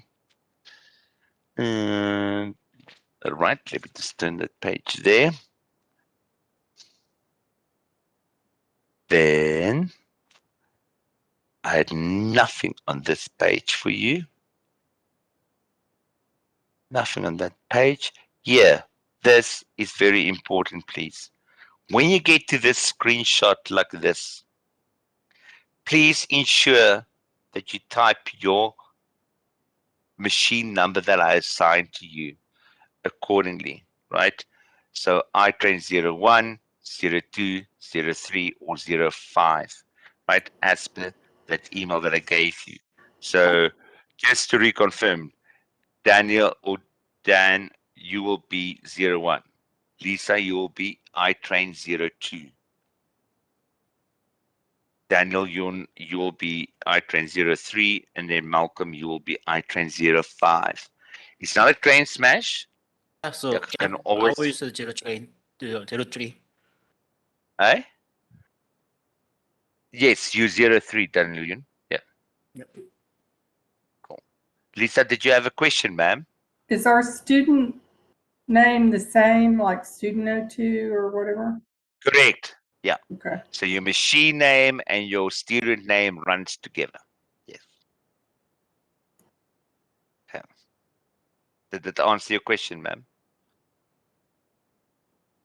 Yes, Okay. sir, it did. Thank you. Cool. Perfect. Then you just install that there, but it's not the worst. We'll find out very quickly, and then you could fix things overnight for you if there's any dramas. Nothing there. And then you go install Control Center. Very, very simple. As I demonstrated before, just find that in training installers, and then you install Work Web Server, and then you can pick from all your license keys is always in this little text file. So then you can select, for example, just the web server there, that license key during that installation process. The labs, they've updated tremendously. I used to have to give so much information. And up to where do we go? 0.5. Okay. And then you're going to open your SQL databases, your SQL Service Manager or Management Studio, and create your empty databases. Please take note of these points. Do not use spaces for New York. I know New York is 2 words. Please do not use spaces. Otherwise, we'll just go and fix it afterward. That's it. So it's labs 2.2 to 2.5, and I'll put it up on the screen for us now. If you need any assistance, do not hesitate to ask, and then I can jump and we can share screen accordingly. Jacob, Please. we're going to be Yes. doing all of this on the All in your server system. The one with the gray background. Windows Server 2012. That's it. Yep. Okay. Yep. It will tell you, I think, right on the first point after the lab that it should be on your server system. Yeah. But for today and for now, until we get to day 4, I think, we're only going to switch over to the blue one then. Yeah. Thank you.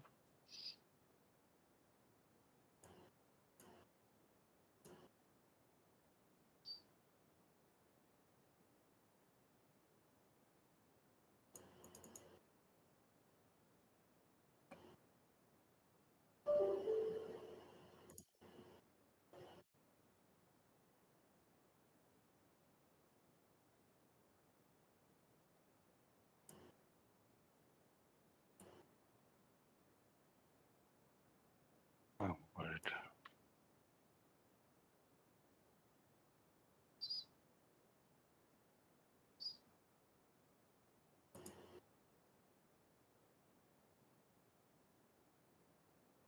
So this starts on page install and configure iManage Work 10 server, right?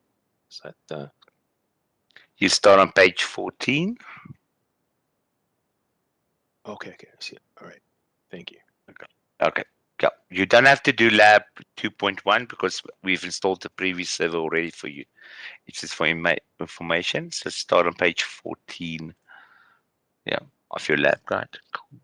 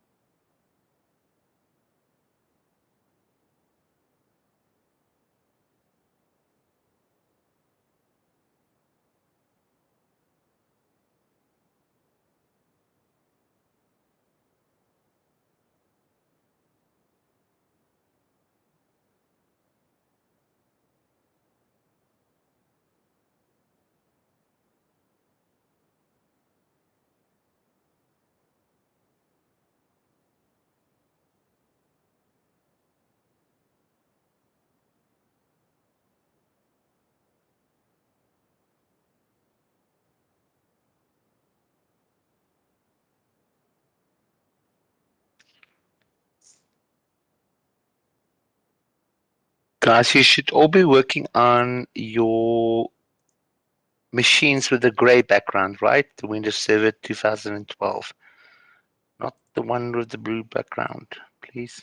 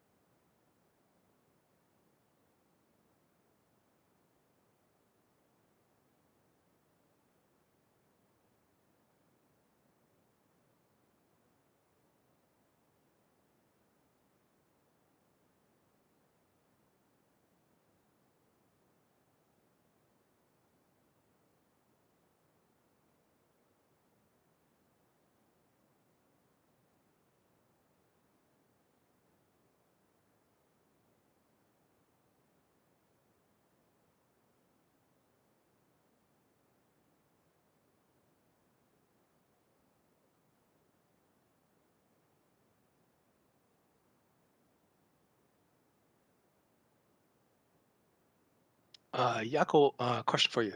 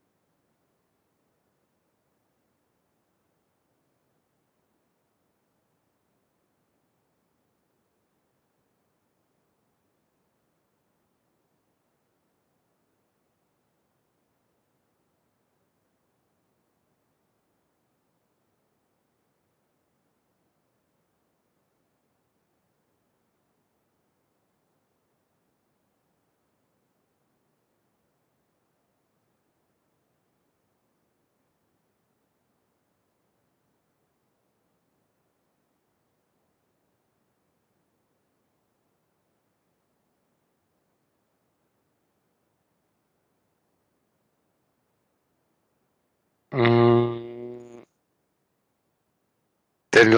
no, sir. Then you're on the wrong machine. You're working on the one with the blue background instead of the one with the gray background, right? So Hold on. I don't see the blue gray background. Let me share my screen. share your screen with pleasure. Everything. So I'm working So on this click. one. Yeah. No, that's the wrong machine, sir.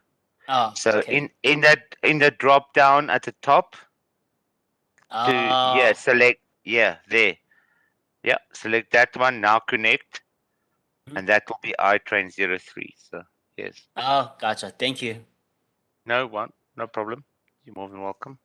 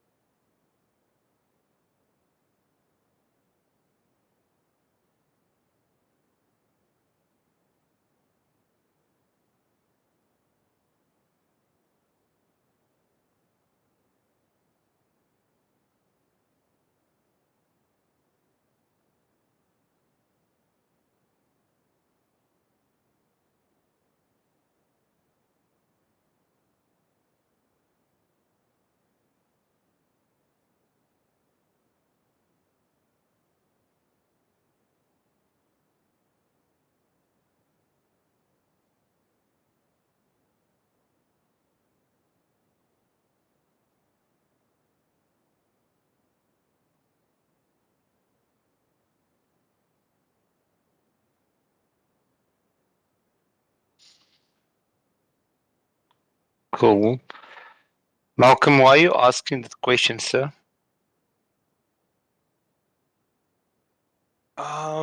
Okay, so it's. You won't be able to get to your website yet. Oh, you won't? Oh, the reason I'm asking is because on page. Just bear with me No. 1 second. It's asking you only to go to itrainpdc.itrain.net admin, I think, just to check your previous server. You're definitely not going to get to your website yet, sir. Oh, it says please close, restart your server machine. It says log in with your student account, password admin. Yeah. So you'll be student 5 admin. You won't get there yet for the reason of your host file haven't been updated yet, and that's coming up in labs yet. Now, unfortunately, in this lovely training environment, you would have to set up or update your host file. Or did you guys do it? I don't think you did it yet. No, it's definitely coming up. Yeah, no, it's coming up. So Okay. don't try to get there yet to All right. your All right. to that website yet. No. Okay, Okay. thanks. Cool.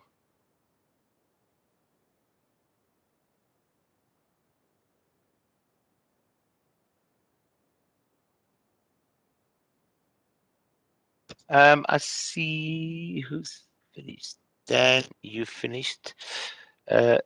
Lisa, you finished as well. I'm like sitting in a struggle here. Okay, cool. For those who are finished, is everyone okay if we take kind of? I'll give you a little bit of an extended lunchtime, even though we're running a bit behind time when I want to be.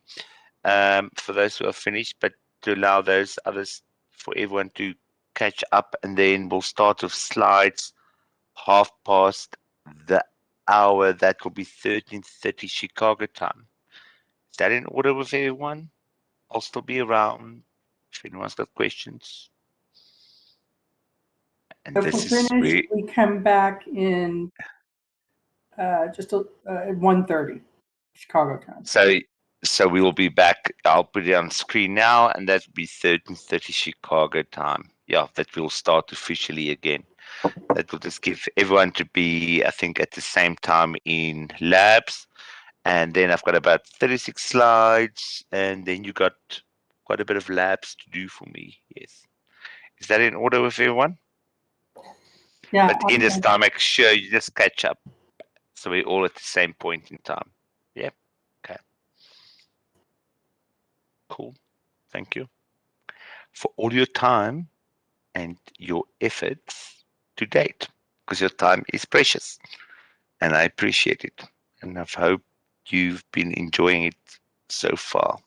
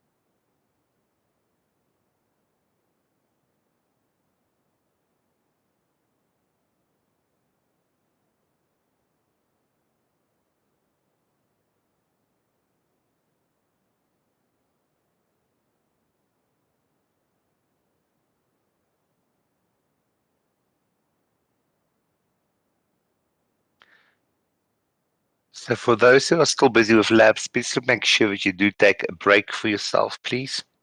And just step away a bit from the computer and from the screen. And yeah, Like I said, there's no pressure. When we come back, we will continue with slides then, and then continue with the labs. And Jaco will be around until we all up to the same time. But please allow yourself a break as well. Thank you.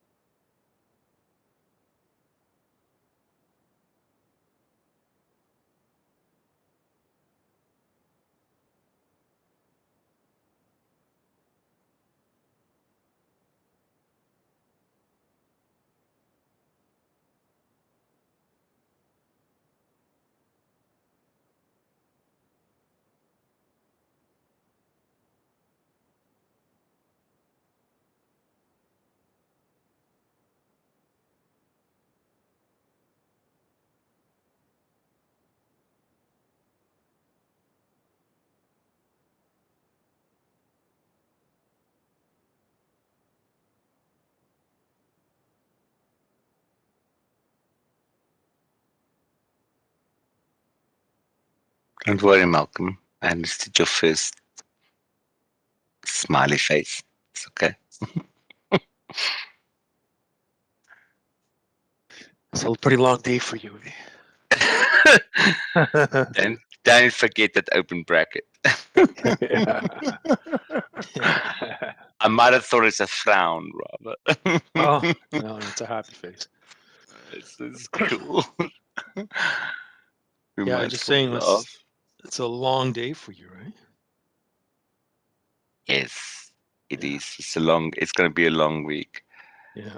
Yeah, but I'm used to it. I'm like, because with normal business, and I've got like 4 team members underneath me, and normal projects go on. So Mhm. yeah, tomorrow morning at 9, my other training starts for projects. So Oh, wow. yeah, it's called juggling. It's fun. No How many hours complaints. are you putting in a week? Too many to count, I guess. It's about, so make sure I get 6 hours of sleep. So it's about between 16, probably 16 hours a day. Oh, wow. Yeah. But it's been quiet lately, so I can't complain. The past 2 weeks. Oh, really? it's been quiet. That's good. Yeah. No. Welcome back, Daniel. Mr. Wyatt, which I'm going to call you from now on. And Lisa, just let me know if you're back. Yeah, I'm here. Okay. I hope you don't mind, Mr. Wyatt. That I like Not the at name. all. Easier for you. Okay, It's cool. not a problem. It sounds very posh in any case. So this is wait for Lisa. Still got 2 minutes to go in any case. Is everyone up to track with those labs, by the way? Any issues? I got confirmation from Malcolm, from Lisa, from Mr. Wyatt. Daniel, are you all caught up, sir? Yeah, I'm fine. Okay, great stuff. Thank you.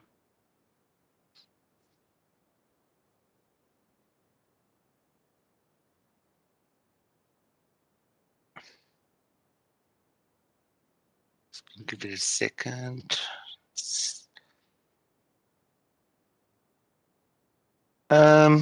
Lisa, just let me know if you're back, ma'am. Yeah, let's just wait for. Just a reminder, well, gentlemen, only at the moment, I think, Lisa, unless you're back. In about 30 minutes' time, there might be a break in my electricity if I look at my schedule. So, yeah, if my electricity goes, just be patient with me, please. I'll restart my generator and move plugs. And yeah, I'll rejoin you guys. I'm back. Asleep. Hello, ma'am. Whoop, whoop. I've been back. I just was muted and sending emails. Sorry. You've been talking to yourself, have you? I've been trying to get a little work done at work. System down, you know how that goes. Then do my party trick. Okay, welcome back, everyone. I hope you had a good lunch and a good little break. We got about 30 odd slides. I was just reminding, just take note because on top of the hour, 10 o'clock my time, 2 o'clock your time, I am scheduled for that concept called load shedding. So I do apologize in advance if I suddenly disappear, if we're in the middle of something. Just give me a few minutes. You're probably going to have a little comfort break. Yeah, just start the generator, etc. And it usually runs for like 2.5 hours. So I think we're all up to date up to the labs. Okay, so now we did a clean install, right, of iManage Work Server. we got the control center, and we did the work server, and we set up our empty databases, right, of Chicago and New York. They're empty. They don't know that they're iManage Work databases yet. And then we set up our ODBCs. Why? So that this middle tier server, that work server, can connect to those databases, right? So now after we install iManage Work server, like we just did, the following classic utilities gets installed for you: system management utilities, which is Service Manager and Database Administration, and then they group other 3 utilities also for content management in respect of document import, dialog editor, and monitor. We will look at these tomorrow. We're going to focus on these coming up in the next sections accordingly, right? So Service Manager is used to configure and administer iManage Work services. And then DB Admin, or Database Administration. So please, if I use DB Admin, just in short, it always relates to Database Administration. Is used to initialize the SQL database and then customize custom table values. Tomorrow we will look at creating groups, roles, etc. in it as well, right? And then of course there's a good old new interface called IMCC, iManage Control Center, that kind of takes over functionality from many of these utilities, especially DB Admin, some from Dialog Editor, and some from Monitor, but not all of them yet.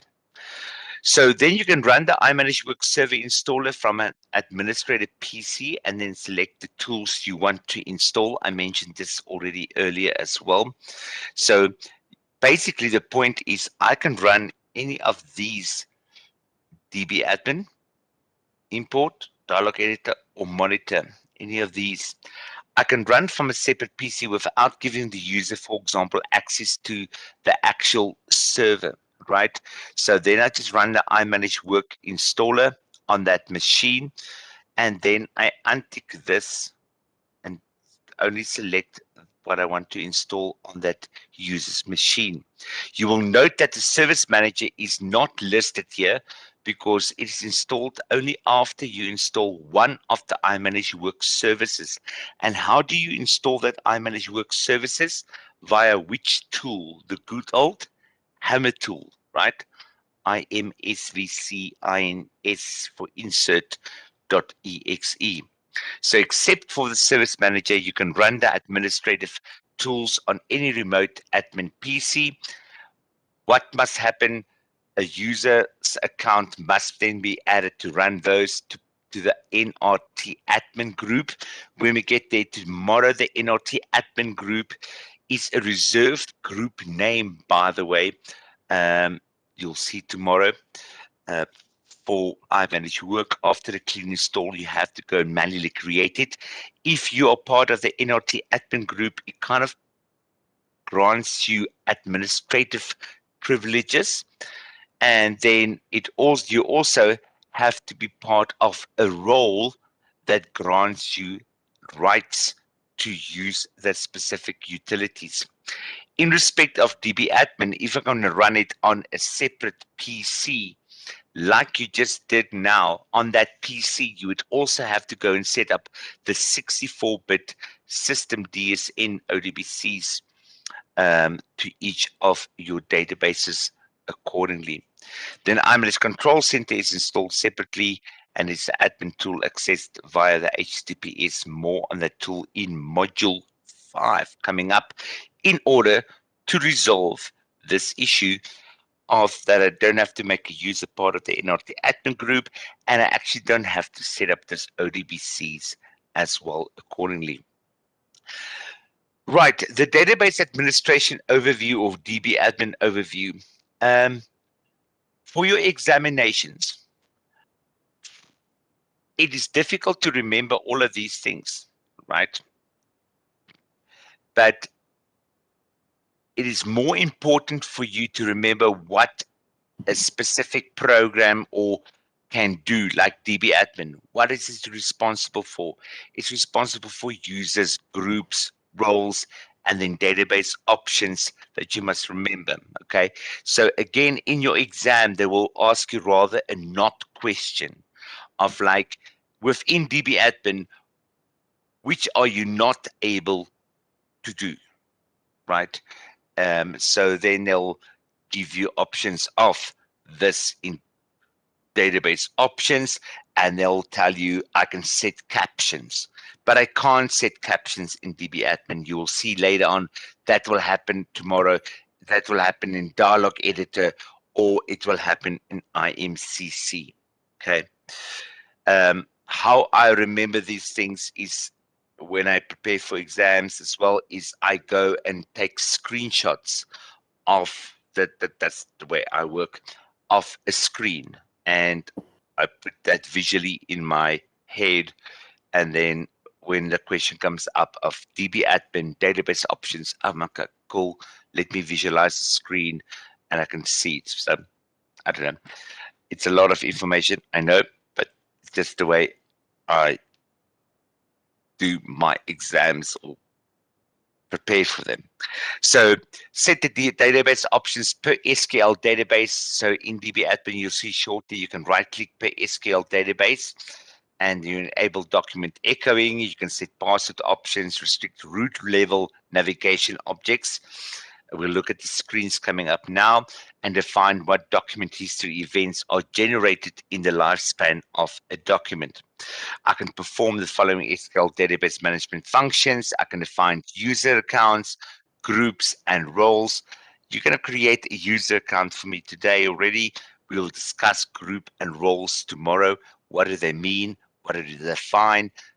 Can I belong to one too many groups? Yes, but in a database, I can only belong to one single role, for example. Design and apply user access privileges and document security.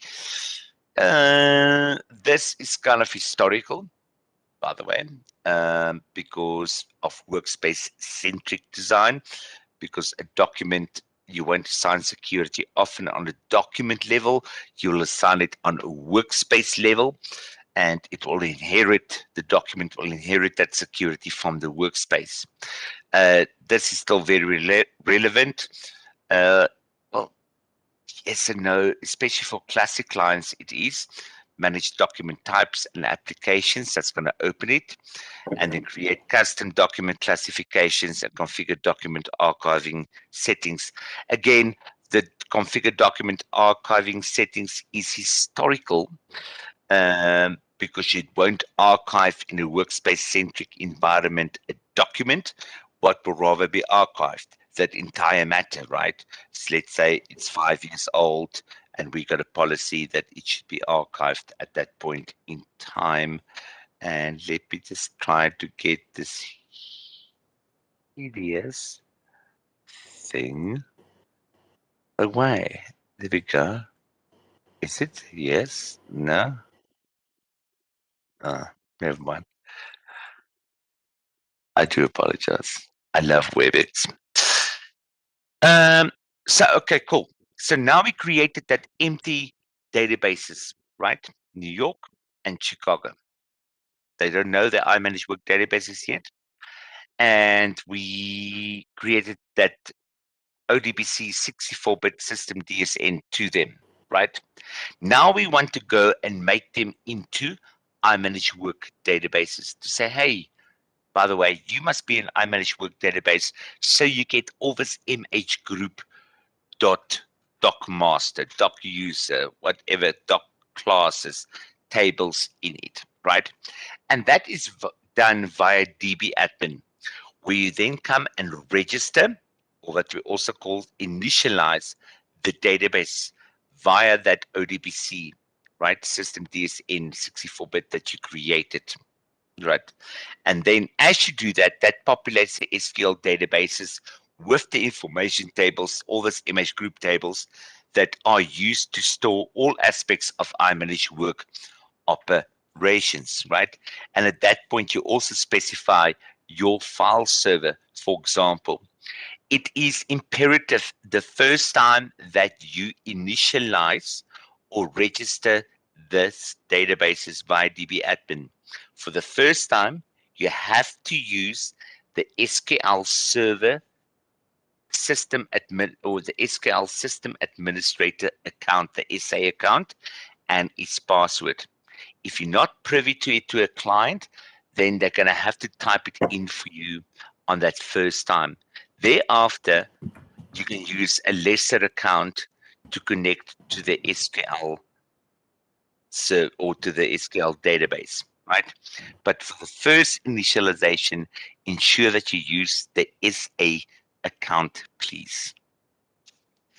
So these are classic, and I call them classic utilities because you can see the interfaces are not too friendly, but they still do their job, right? So yeah, here's DB admin interface, for example. Here is then Chicago in your tree node, and then you will see New York. And just understand, just because you add a user to Chicago, it doesn't sync automatically to New York either. So there's no syncing between any of these. So if you add Yahoo here, you're going to have to add Yahoo in New York as well. Why does something shows yes client industry jurisdiction, but suddenly it's custom 5, 6, 7, 8? So you will look at the custom tables coming up tomorrow, and this is all based on captions, right, in your environment that you can set either in Dialog Editor or you can set in IMCC as well now, so that it shows pretty names instead of something like custom 5 or 6, for example, that it rather shows jurisdiction or whatever, practice area, whatever it might be. And then you can obviously sort ascending, descendingly here accordingly. When I right click, I can then get database options.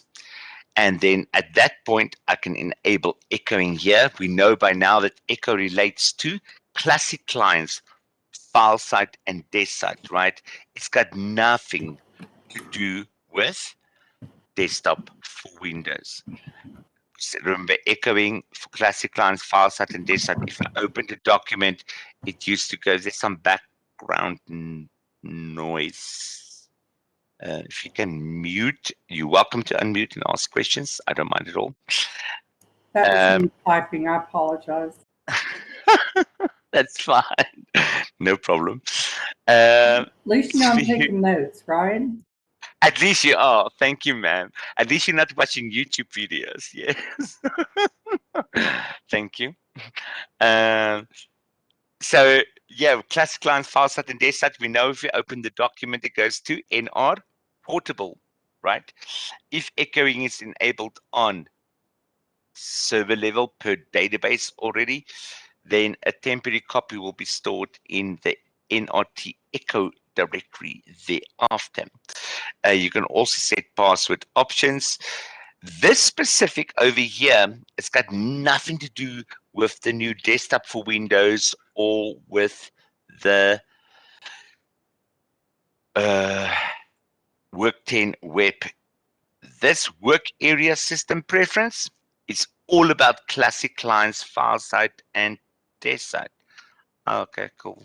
Let me just stop the confusion here and be friendly enough to share with you all my screen, right? It's always nice because I'm a nice guy. It determines what shows here, right? By default. So I can, for example, turn off Worksite Explorer and then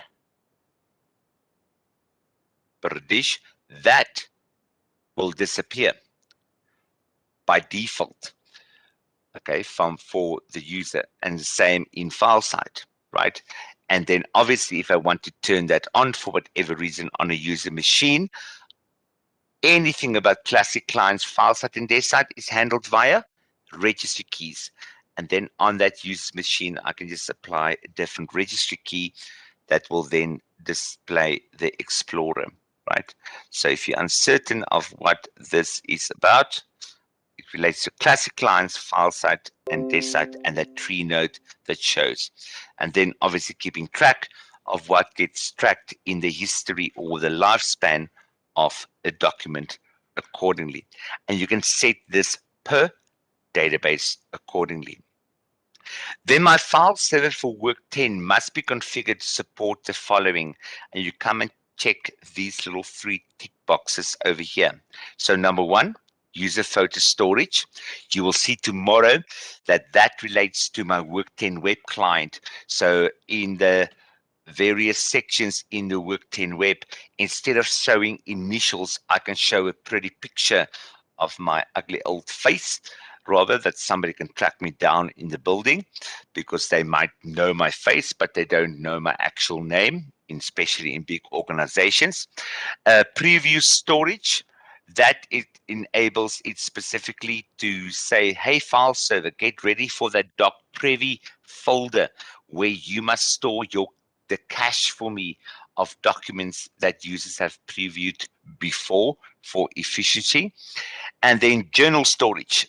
This guy is responsible for 2 things. I know they only mentioned the one here. It's for support of trash bin, for deleted document recovery, but it's also for the journaling function. And later on, they discuss journaling coming up in one slide, but we're going to discuss it more in detail on day 4, I think it is, right? But there's a new feature of trash bin or soft delete that you guys will know already, because you're already on 10, right? That became available. But people make the mistake that they think, oh, they tick this and then it's enabled. No. So there's 2 reg keys, right? And they're going to be important, and they're going to come up in slides or in exams. Okay, so I tick that checkbox for 2 reasons. Number 1, to say to the system, get ready for the soft delete, right? Make sure that you go and set the reg key enable trash equals Y on your iManage Work server. And then for journaling, what is a journal? It's basically, I think of it, they call it a snapshot. I think of it as a version within a version, right? So it's kind of a snapshot within a version.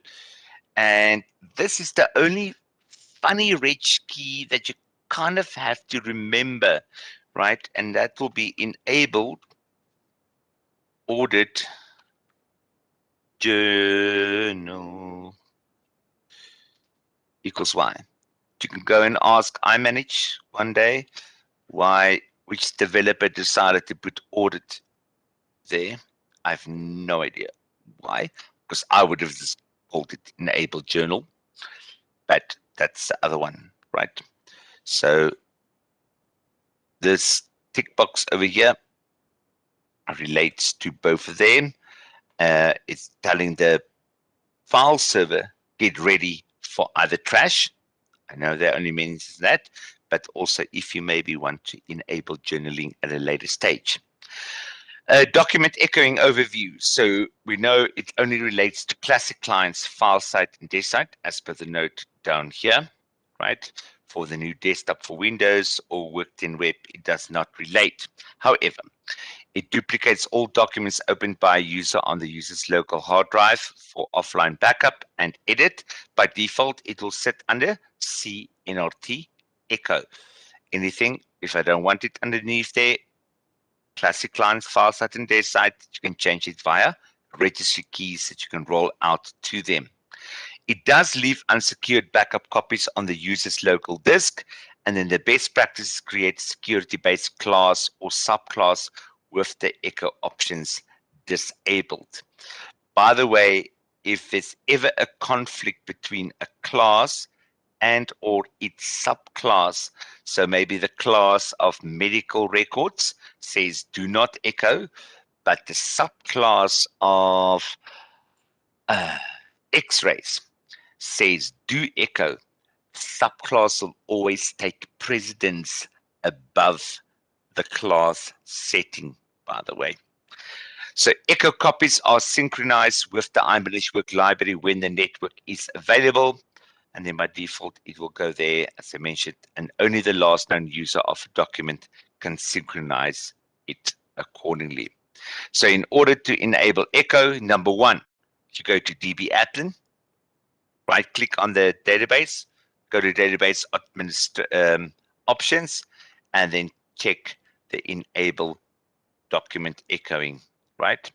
Then what determines if a document, if it's enabled for that database, what determines if it gets echoed or not after it's been closed? It is on the class or its subclass, right? And like I said, if there's a conflict between a class and or its subclass, the subclass will always take precedence, because it's not necessarily that a class will have a subclass as mandatory or as required as per the screenshot over here. You can see this is not going to require a subclass. And then for your classic clients files at their site, since it's only relating to Echo, when you roll out your reg keys as well, go and make sure that you set the echo size directory of that CNRT echo directory, that folder, to something. I usually use to set it to about 4 gigs, to some good size, because otherwise I think it's 512 megs, I think by default on installation. I haven't dealt with classic clients in a while. Because otherwise, every time a user closes a document and it's moved from NR Portable to NRT Echo, they get this warning message of like, hey, your Echo directory is full, right? So you used to set it to quite a big size. I used to just do 4 gigs about, and that's again a registry setting that can be rolled out accordingly. The iManage Work Service Manager. The Service Manager is then installed automatically once you install one of the iManage Work services. As you know by now, how do I do it? I do it via the Hammer tool, IMSVCINS for insert.exe. Then the services are hidden programs that run continuously in the background on the server. That could be my iManage Work server, my DSS, directory sync services that we're going to look at tomorrow. Communication server, and that's, by the way, you'll see on day 5, still a 32-bit installation. And as I mentioned before, Rules Engine is a legacy tool that was used with the classic Worksite 9 web.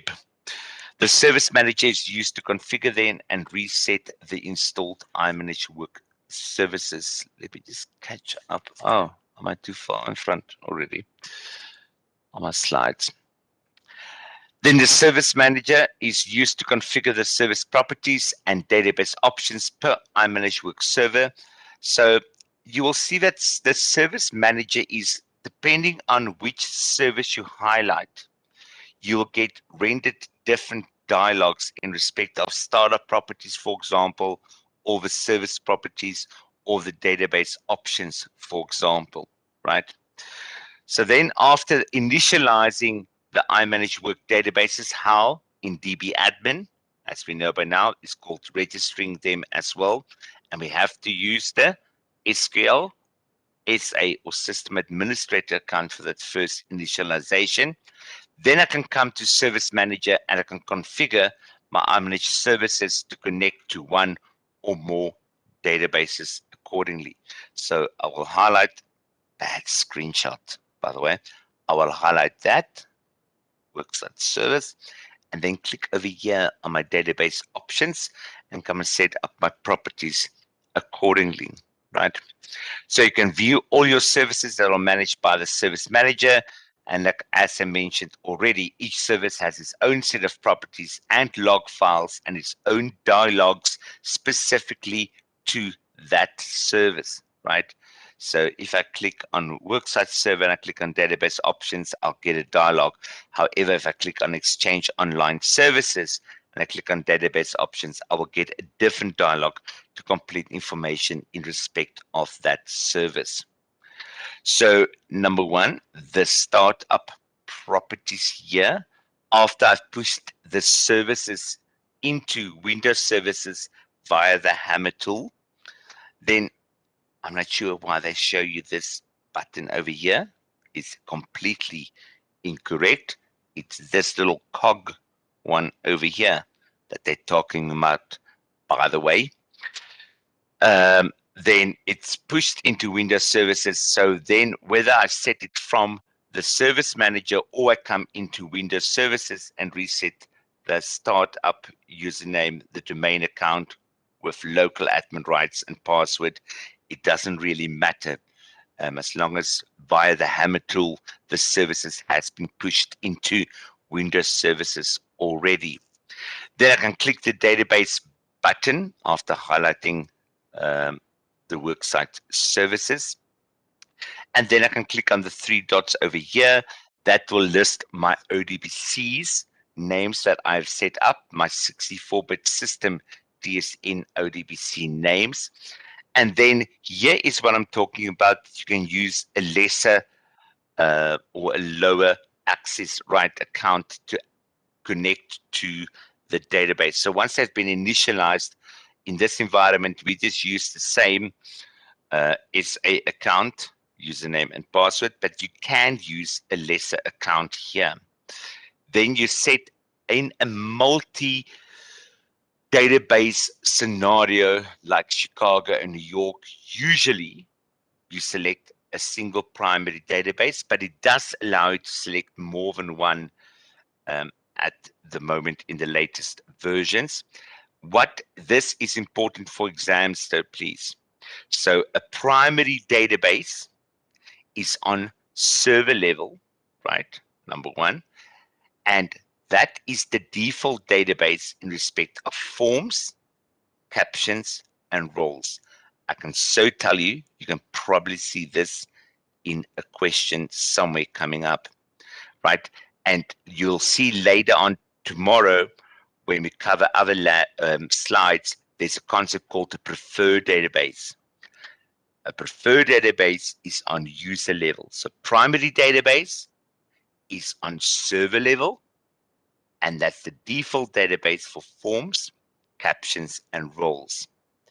Then especially for work 10 now, it's important to have a web content database selected, okay? So that should be selected for one database to identify it as the location to store your settings in respect of the work 10 website.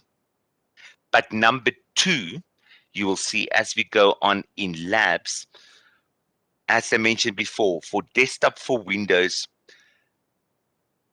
we don't use registry keys like we did for classic clients, file site, and desk site. We use configuration files, .config, or .xml files that is uploaded into IMCC, right?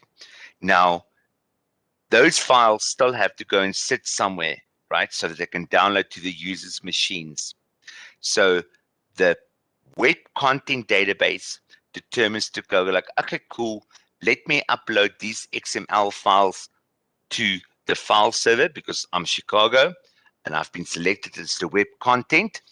And then the location of those files are again stored, you will see, and I'm preempting the slides coming up tomorrow, whenever.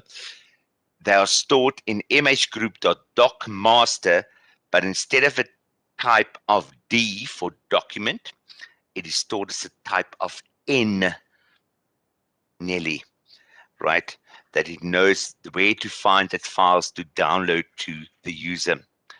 Then you can select as many connections as threads to maintain a 1-to-1 ratio of threads to connections for the database, and it's 25 threads, I think, accordingly.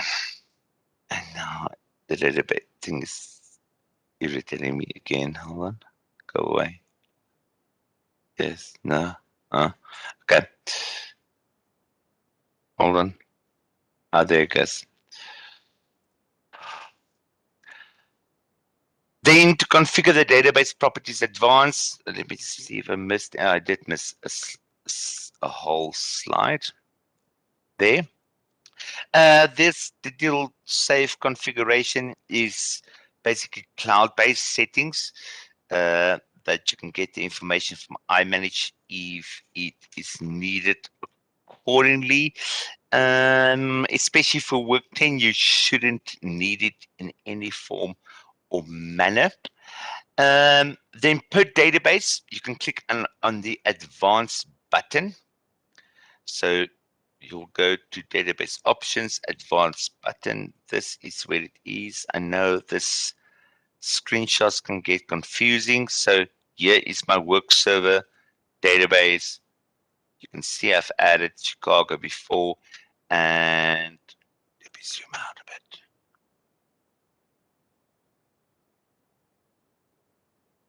Here is my advanced button, right? Cool. So then when I click on the advanced button, I get two very important options over here. So number one is the grace period. Does anyone know what the grace period relates to? Anyone going to impress me? Nobody. Okay. It relates to the concept where you can declare a document as a record, right? And what does it mean?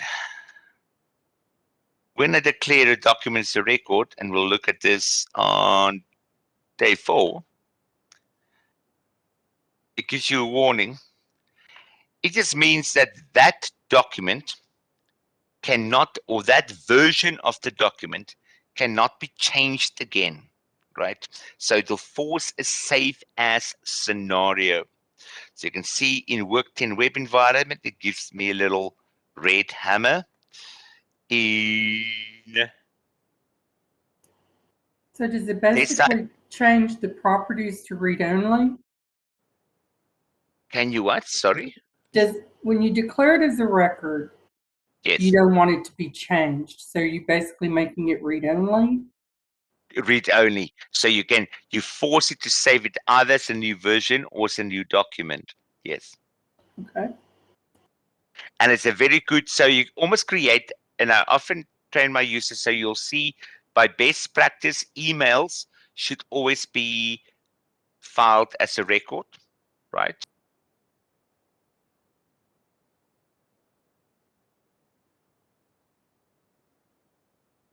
How would you know if it was? Where would you look?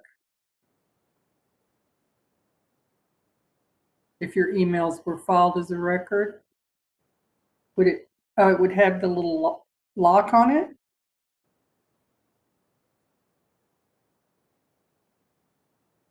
I think we lost him, guys.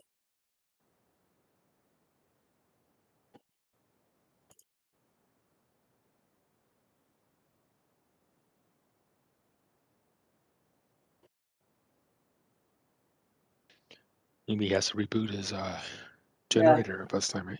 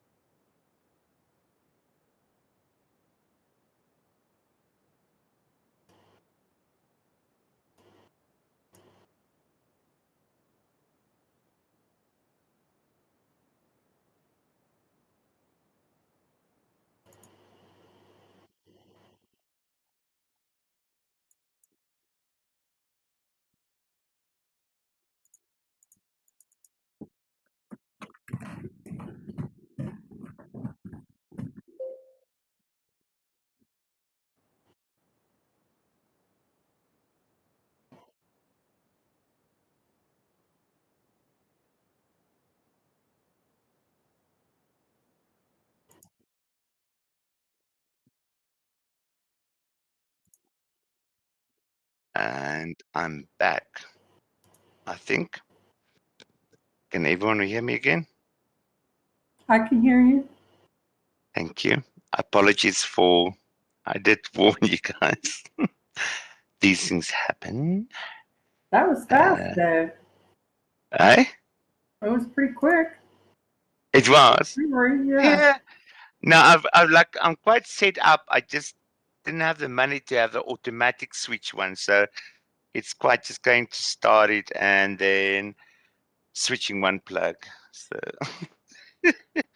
Is this daily? Is that you have to do around this time? So it is probably daily, yes. And we got, okay, so it's bizarre. Okay, so we got different stages, right? So we're on stage 4 at the moment. So I can often get cut off 3 times a day at the moment. So in your schedule will be 2.5 hours per time. So yeah, it's quite interesting. Let me just reshare everything. Yeah. And now you guys go like, what? That yes. Can everyone see my screen? Like it doesn't seem to be sharing. I don't see it. Nothing yet? No, nothing yet. No. Just our names.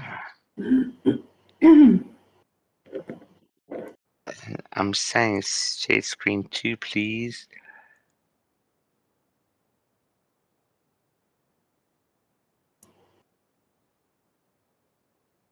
Yes. So you still seeing your names now? Mm-hmm. I don't think it's gonna love me. Okay. Just give me a second, please. Thank you for your patience. I'm gonna just jump off and we're gonna rejoin because I think WebEx is being a drama after that. Please give me 1 second, please. Thank you.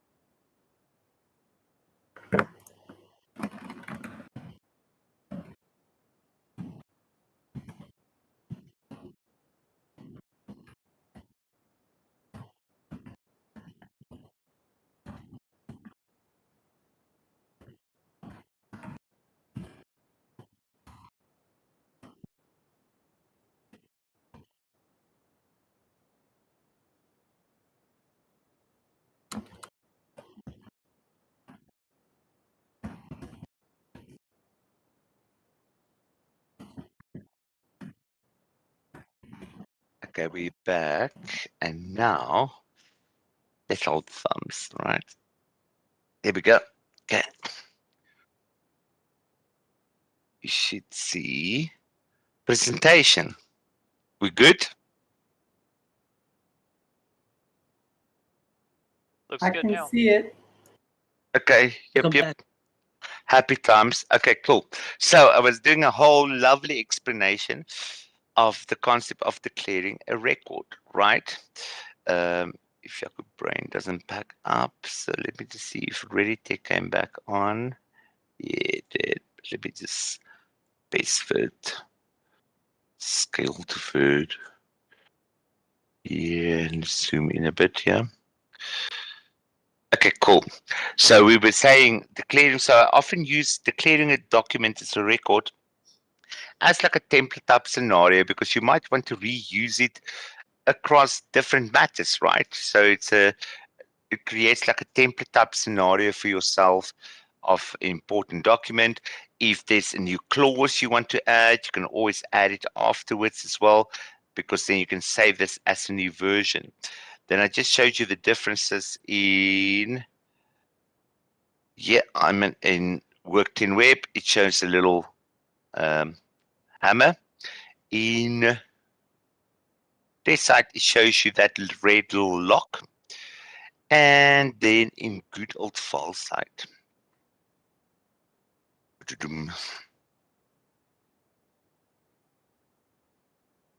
it shows, you'll see on the icon of the document, it will show you on top of it a little blue lock there, okay, on the icon of the document. That means it's been declared as a record. So now, what we were discussing, and that's why I zoomed out, because I couldn't get to my screen, to my button, and still. If I click on advanced here, this grace period allows then for me as a user, as a normal user, as Jaco, to go and say, ooh, I made a mistake, this grace period over here, and that's in hours. So we often set that to like 3 days, for example, like 72 hours. You can decide what you want, or you can put the infinite grace period or no grace period. But if I set it here to select 72 hours, it's like, oh, actually, I don't want to declare the documents the record. So it allows me to then come to the document from whichever application we want to do it, and I'm then able to undeclare it as a record accordingly, right? And it's because this is open at the moment. So that is basically that option that relates there. But just remember, a user part of the good old NRT admin group that I mentioned already before will always be able to come and undeclare a record on behalf of a user. So let's say that 72 hours grace period expired, and Jaco really wants to have that document undeclared as a record. They can then send the IT department obviously a message or a support request, and somebody part of the NRT admin group will be able to undeclare it at any point in time. What does prevent flat space filing do? This guy enables workspace-centric design, right?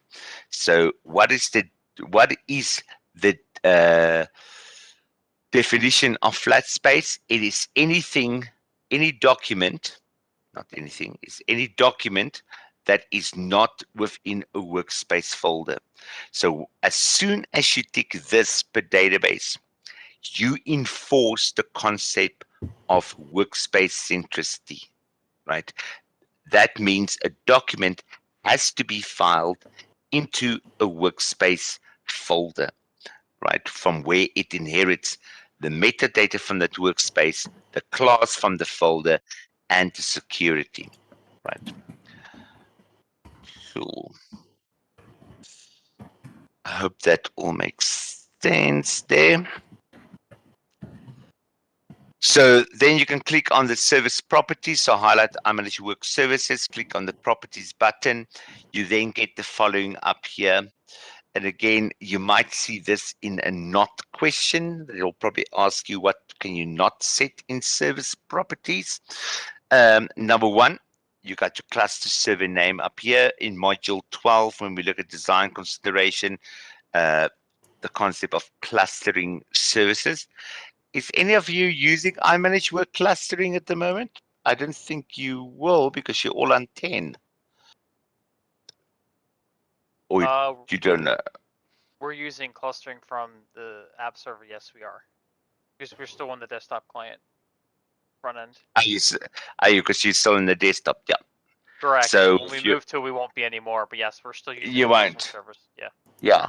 So I'm just mentioning it because we'll discuss that for you in design, but you're going to have to find a F5 or something of other clustering service. But in case, if you have one too many iManage Work service, you would have been able to specify the cluster server name in here accordingly to make sure that it's the form same of the cluster. Accept trusted authentication. This allowed for single sign-on in respect of classic clients, file site and desk site. For your new client like desktop for Windows, if you want to use network login, you must still tick that actually. Then enable impersonation over here. That used to allow an admin user, especially via file site or via desk site, classic clients, to log in as another user.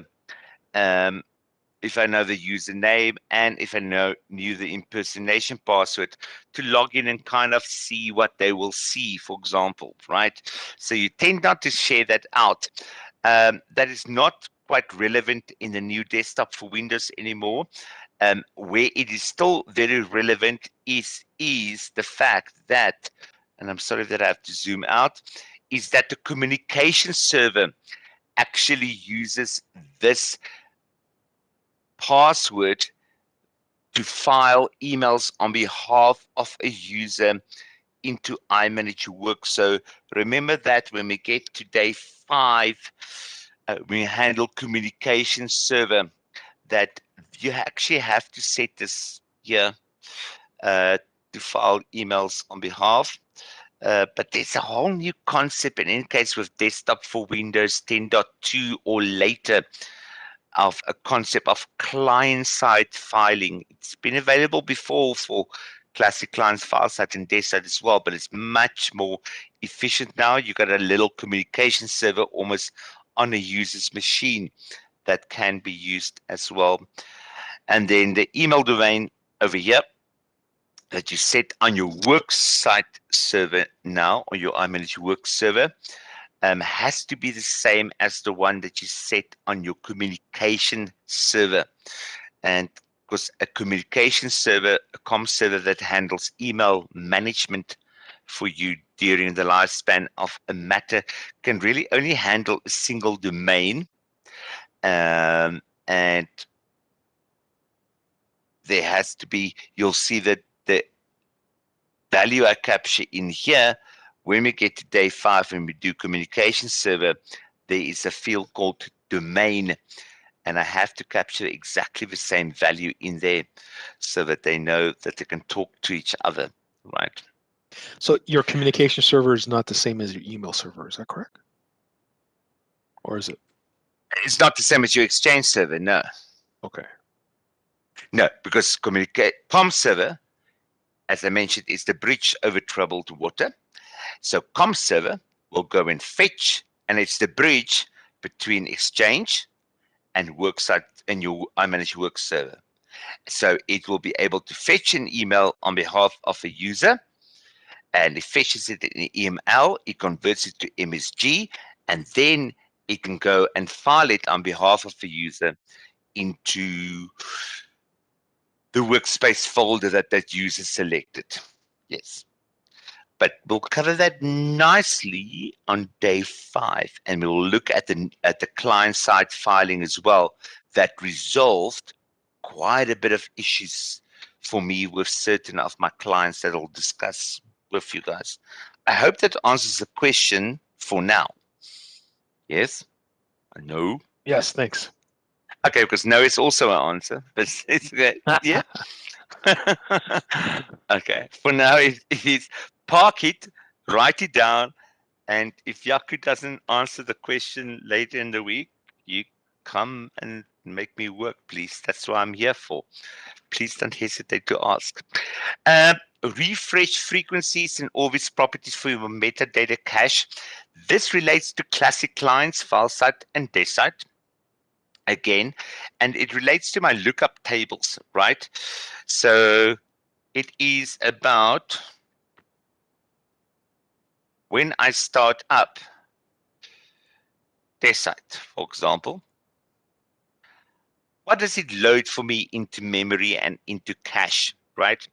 And when I search on documents and I click on, let's clear this, I click on this lookup table over here, how many entries does it load for me in here before I have to go and search, for example, for instructor, you know, something like that. And I can't type, yes, instructor, and yeah, there it found it, right? So that's what this determines.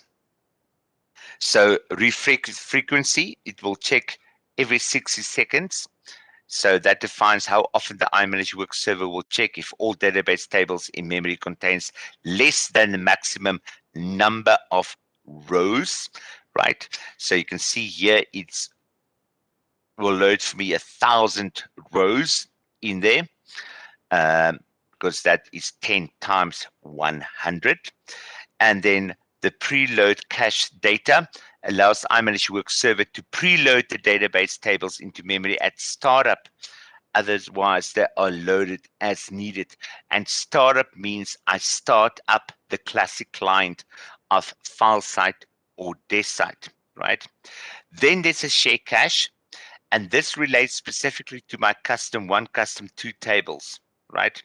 And in our environment, we know, I did mention already that a custom 1 and a custom 2 has got a parent and a child relationship, right? So in a law firm environment, this custom 1, you will give it a caption, usually of client, and then custom 2 will probably be matter, because every custom 2 knows which custom 1 it belongs to. Now, you might want to share that across databases, independent of whether it's Chicago or New York. So then you can then tick that and then specify your library name just in there. These might look familiar to you, hopefully, from my diagram when I demonstrated to you the 3-tier level.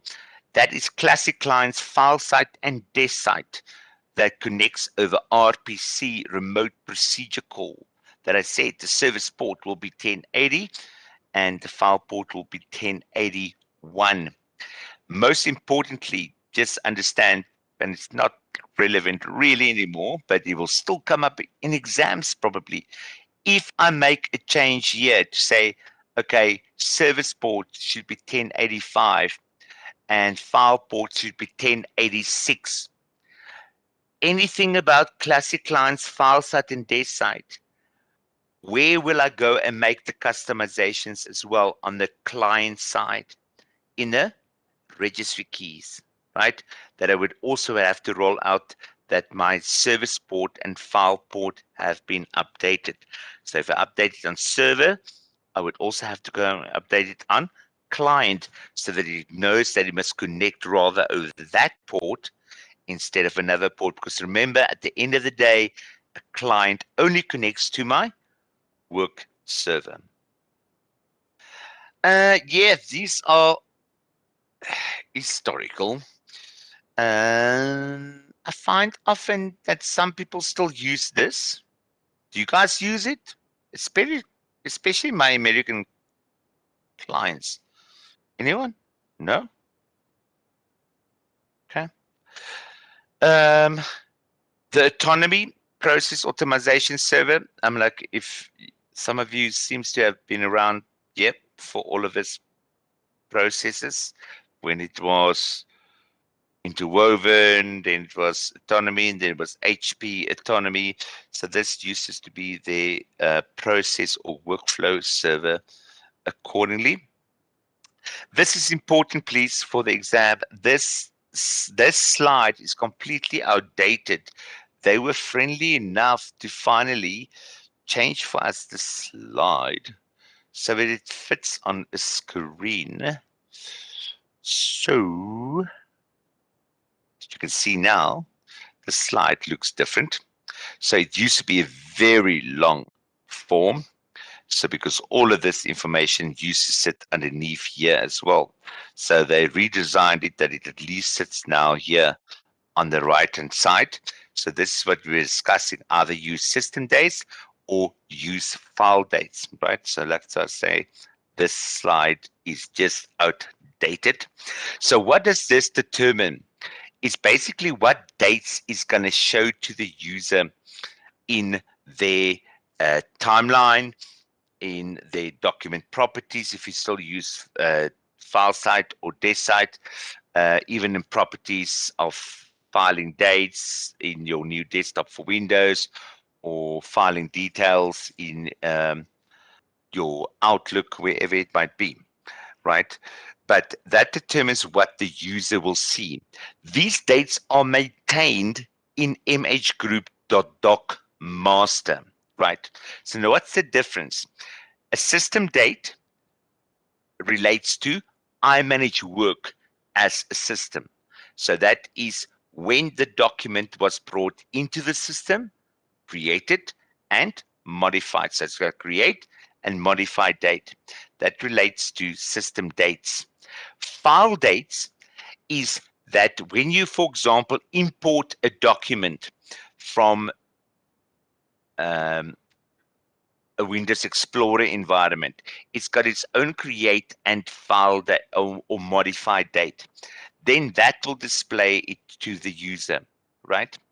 Even if you choose file dates, the system dates will still get populated as well in mhgroup.doc master, right?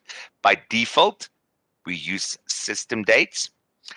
Please do not jump between the two after you've made a decision, because especially if you still use idle indexer, it tends to confuse the indexer terribly, because if you know idle indexer, it uses a Linux timestamp to determine of when it must index a new document or it has been modified.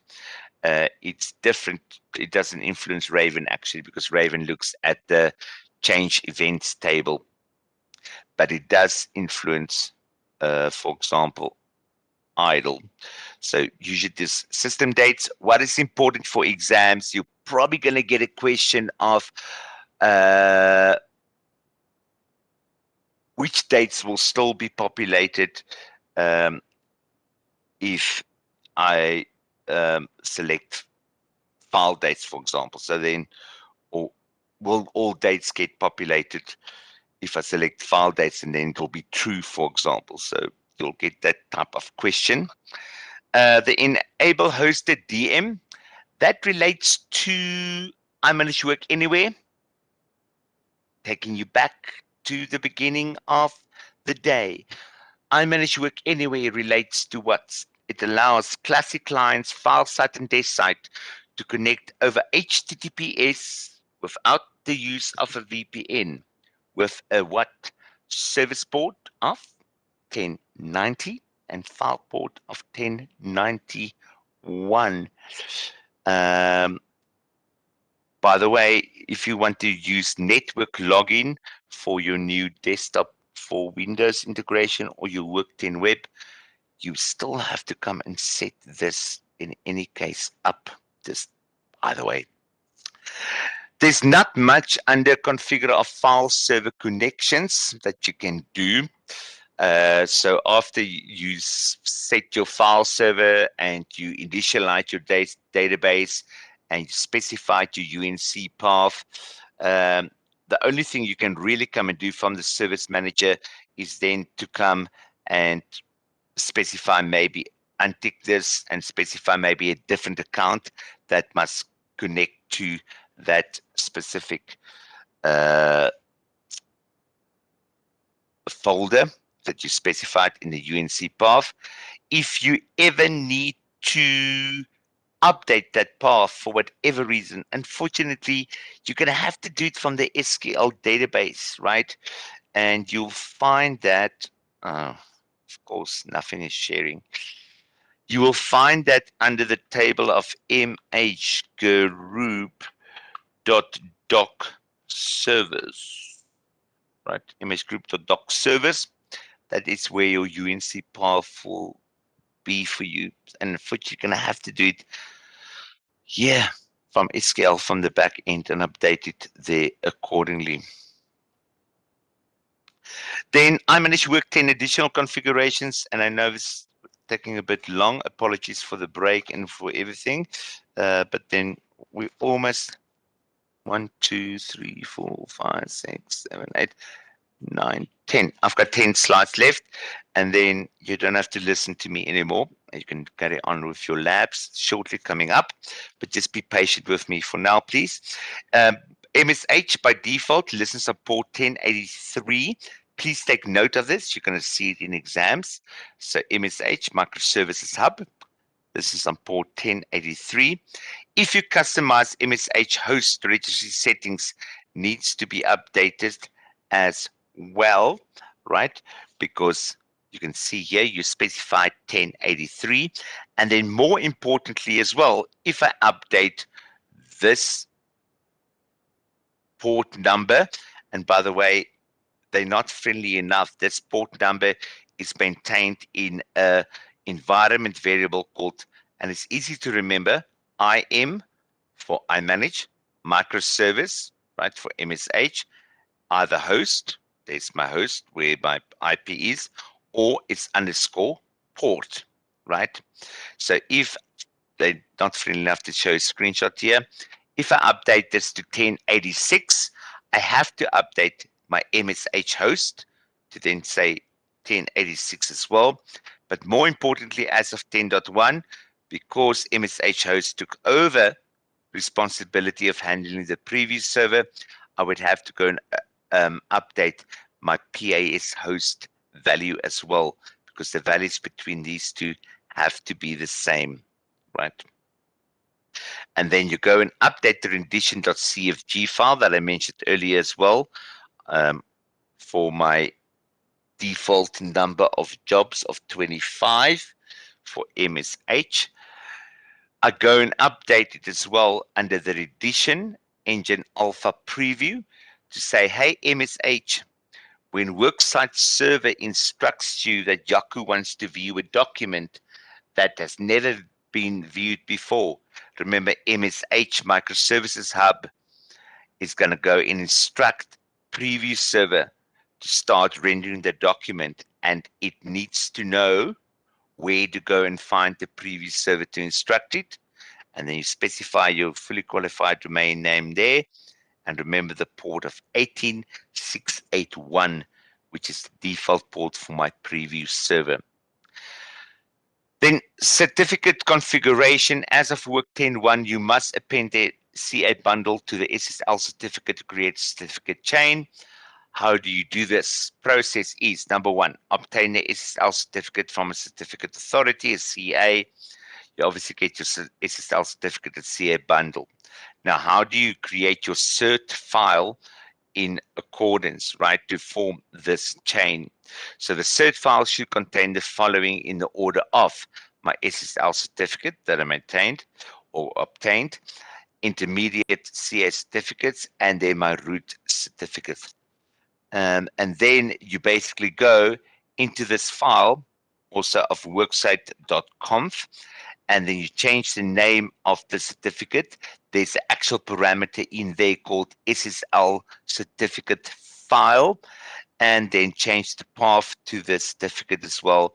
And that is the SSL certificate key file in there that you'll see there is a parameter.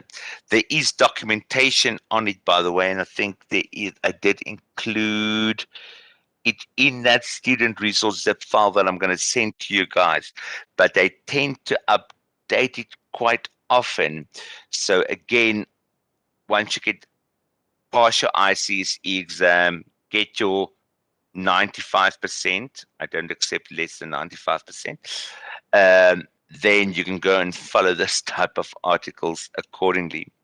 The following two reg keys, by the way, relates purely to, I just want to see what time did we have a lunch of past. Okay, cool. I'll give us a break just now. Are we still all okay to carry on a bit? Or does anyone need a quick comfort break? Okay to go. Okay to go? Okay, cool. Just checking in. I'm going to be a few more minutes and then we'll have a break and we'll come and do labs. We're doing good on time still. Group access list. The following two reg keys relates purely to Work 10 Web. right? It's got nothing to do with classic lines, file site and desk site. And for that reason, they start with HTML5 policy, right? So group access list determines what? Which users can use the Work10 web client, right? By default, all users. However, you might be in a POC, proof of concept, or in a testing phase where you only want certain users to be able to use it. So then you can go and create a group and assign users to that group, and then you populate that group name in this registry key, right?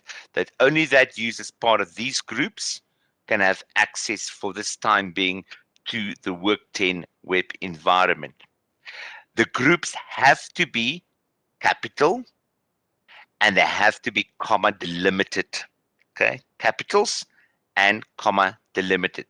So that's a group access list. However, since it only belongs to or relates to the Work10 web environment, they actually allow you to go and set this, instead of setting it in registry, they now allow you to go and set it in iManage Control Center, meaning that I do not have to come and set it on my work server under registry and stop and start my services. I can actually go and set it in IMCC as well without having downtime of having to stop and start my services. Then the other one is prevent data leakage, right? I love this key. I can see so much functionality for this key. The problem with this key is it relates to all users, right? So I've asked many times, can I have some type of blended approach on this, please? So again, it relates only to your Work10 web client. The default setting for it is low. So it means I can do all functionalities on the Work10 web. Then I had high, right? So then it means if it's set to high, it means the following functionality is not available to the end users. So users cannot download documents, they cannot emails, they cannot attach documents. So in the shared documents by email dialog, the option to attach a document to your email is disabled. Even if they forward an email with attachments, the attachments will be stripped out of the email that's going to go out automatically. So it really creates for you like a read-only type of environment, right? To prevent any data leakage, right? This is a different key to the one used for iOS mobility app, by the way. I wanted to get out of here because then here you can see as of 10, I couldn't remember the version. That's what I wanted to see. As of 10.01, they brought you out medium. And you might see this in exam questions coming up. What's the difference then between high and medium? Medium is the same as high, but allows the ability to send documents via email, because then I can extract it at least via audit in my Exchange server as it goes out, right? The values for this key, however, must be lowercase. But like I said, I'm like, this is on server level and it influences all my people. Okay, I can't at the moment say this group gets high, this group gets medium, and this group gets low. Okay, so I unfortunately cannot say. I definitely have used this key before for practical purposes during a testing phase. I cannot unfortunately say that I've ever used this key before until I get that flexibility of more of a blended approach. Journaling, we will discuss more in detail on day 4, I think it is. But like I said before, and I did discuss this rich key already with you earlier as well. But a journal preserves the document snapshots for later retrieval. It allows users to revert an earlier snapshot. So I call it a version within a version. And then number 1, the file server must be configured to support the journal storage in DB admin. Go and tick that. and then make sure you go and set this reg key enable audit journal equals Y on your worksite server and stop and start it. Enable journaling, increase the overall usage of the file server as multiple copies. Yes, so just understand on your file server, every journal is a true copy of the document. So if my document is 10 megs, the version within the version of snapshot, what you want to call it, will also be 10 megs. So it will influence your server size. And at the moment, you will see when we discuss journaling, there's no way of actually cleaning it up automatically. We write our own programs via API, for example, but I'll discuss that more in detail with you when we get there.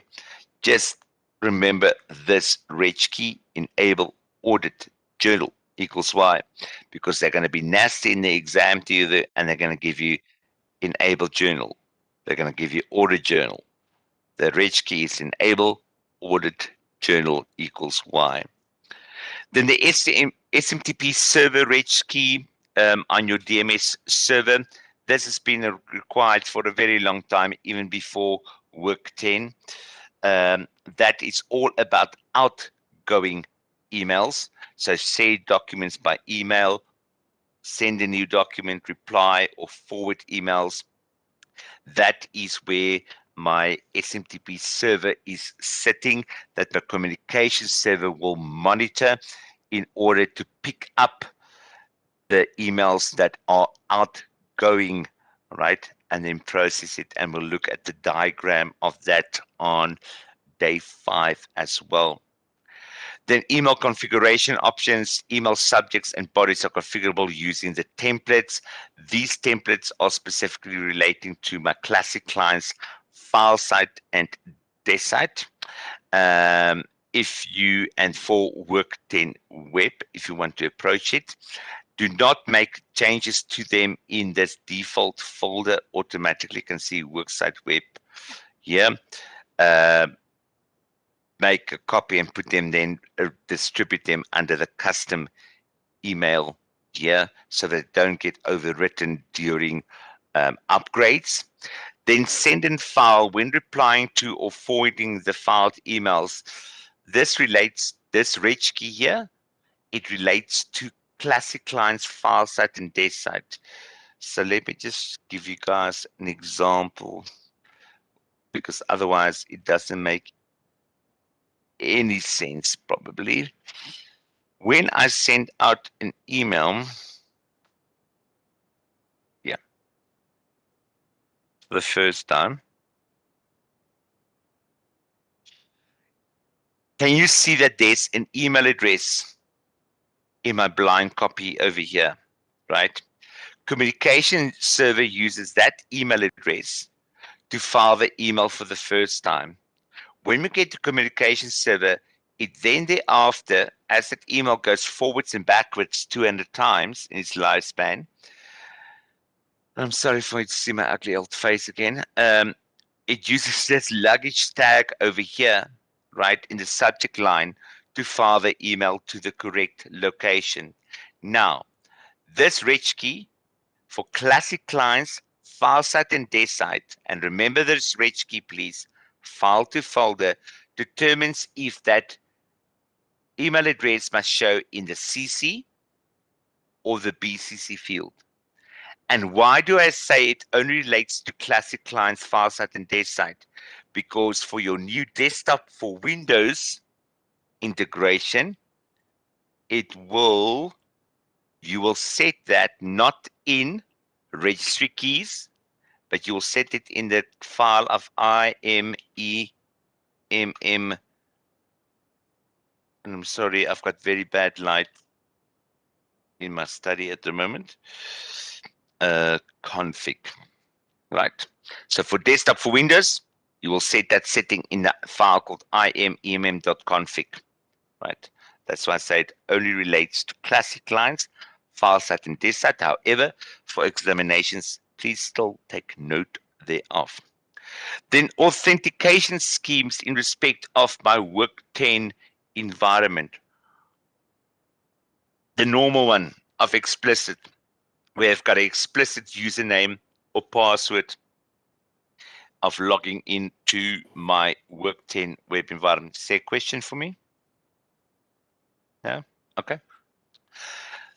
Said someone muting. Network authentication. So this is where you can use then your domain username and password. So your Windows username and password.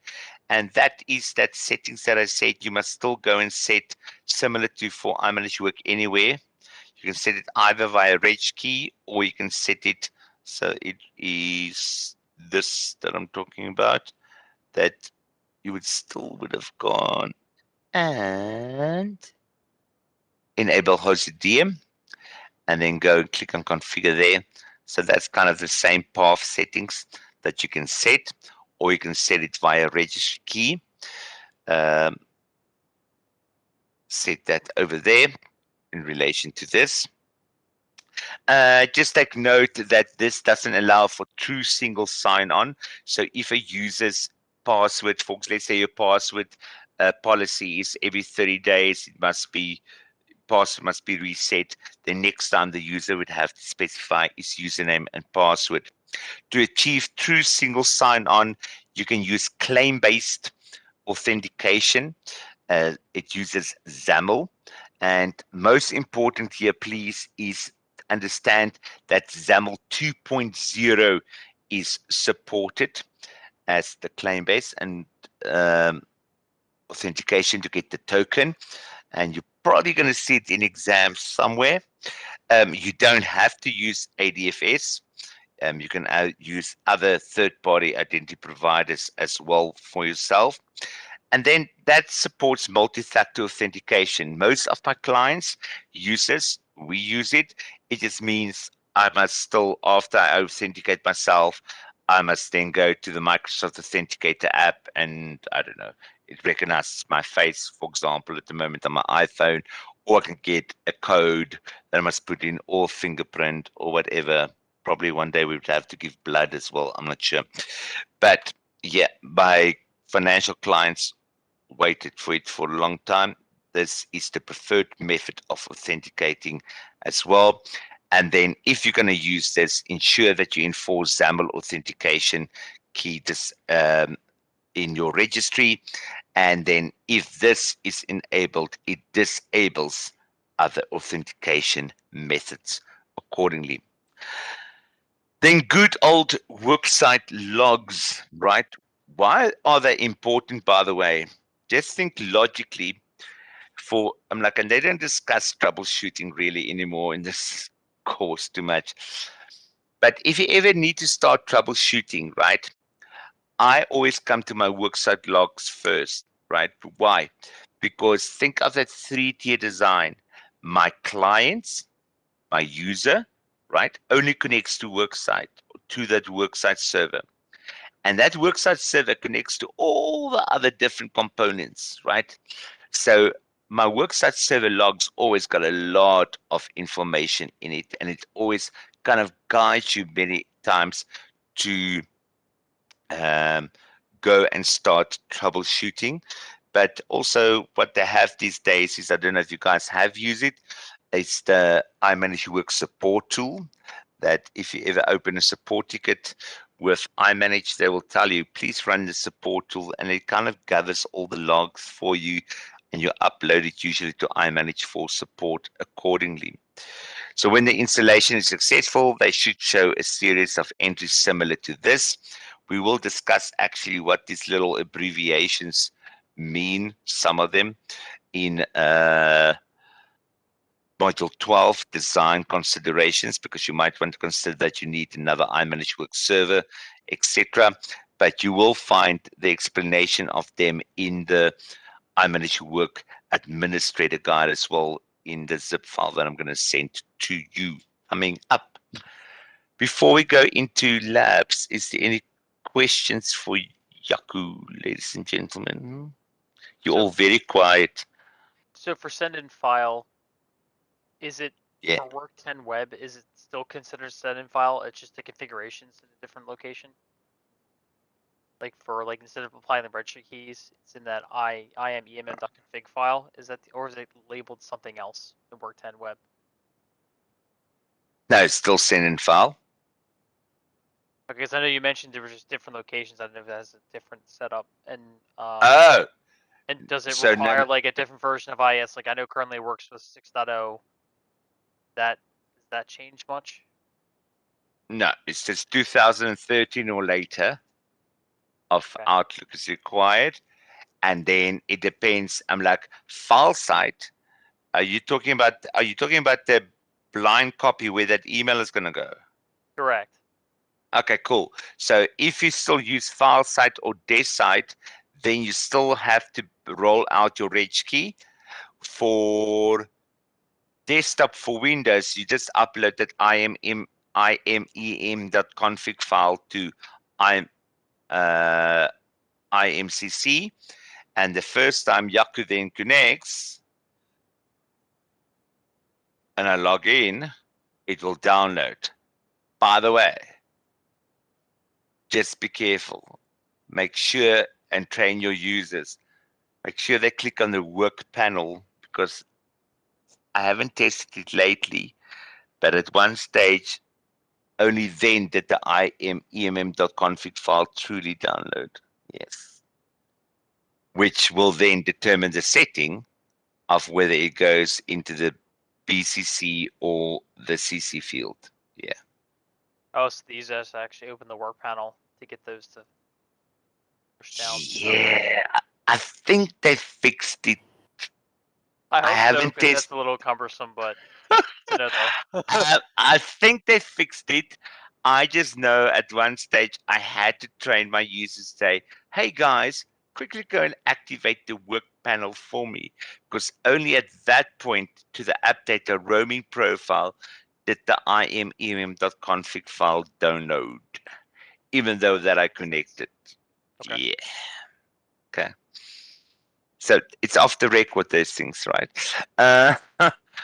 Let me have a look. Ladies and gents, let me reshare my screen. Any other questions, by the way? I have a couple. Backing up a little bit. You can only have one, though. Sorry, Lisa. Really? Go for it, man. Yes, go for it. What would be the advantage or not of declaring as a record versus changing the ACL? I mean, if you go to the access control list through security and make it read only, that's the same as declaring it as a record, right? Correct. What's the Absolutely. advantage or disadvantage of using one or the other? Well, you might not. Okay, so you will only be able to change security if you got full access, number one, to the document. Read write, you will not be able to change access, and that's because you can do it because you're part of the NRT admin group, I think you said. That's the only reason. A normal user will not be able to change the ACL. Also, declaring it as a record and undeclaring it as a record gets tracked in the timeline of the document, where not necessarily changing the security will be tracked in there. Okay. So something like Threat Manager or whatever can track it, but not by normal history. Yeah, and it's just like for me as a normal user that I can declare it as a record. Because remember now, I just said I want to make it read only, maybe just for myself, right? Because it's a template that I might want to use, but I don't want to, like, it's maybe, yeah, what's the time? It's 11 o'clock at night for Yaku. Yaku's under pressure. He opens a document and it's his favorite template, and he just starts typing and forgets to save as new document into the correct location. So even protecting myself against it, or protecting that somebody goes, but I saw Yaku's favorite template. Let me go and find it. And they just make their changes and they send it out to the client. Now, at least in history, I can track it, but it's still going to be the annoyance that I must go and fix it afterwards. Yeah. And then obviously I hope that all your emails similar to mine. Let me find I my went and own web. looked, and I declared an email as a record, and it definitely had the little red It should. camera. Yeah. But No, I've but never seen that before, and I've never used it's a it as okay. record. It's a reg key, and it's a reg key that must be set on your iManage Work server. If you It's want the not reg, set because all emails would have that little red hammer on it, right? it doesn't, but it should by best practice, as far as I'm concerned. Is it So the you can see default? all my emails. Oh, okay. Can you see all my emails? As soon as I send and file an email, it gets filed with as declares record. Because remember now, an email should not have more than one version, right? Because then I can come and create a new version and delete a little bit of information out here to say that, for example, oh, Lisa actually didn't type this text, right? Emails should have a single version with its attachments. Well, yeah, and I'm thinking in terms of discovery purposes, but I just find that interesting, particularly from a law firm point of view because of discovery. But okay. My second question, and I don't want to spend too much time because I know you're on a schedule. You're welcome to ask. What was I going to add? I don't even remember. Maybe if I look at some of my screenshots, I'll remember.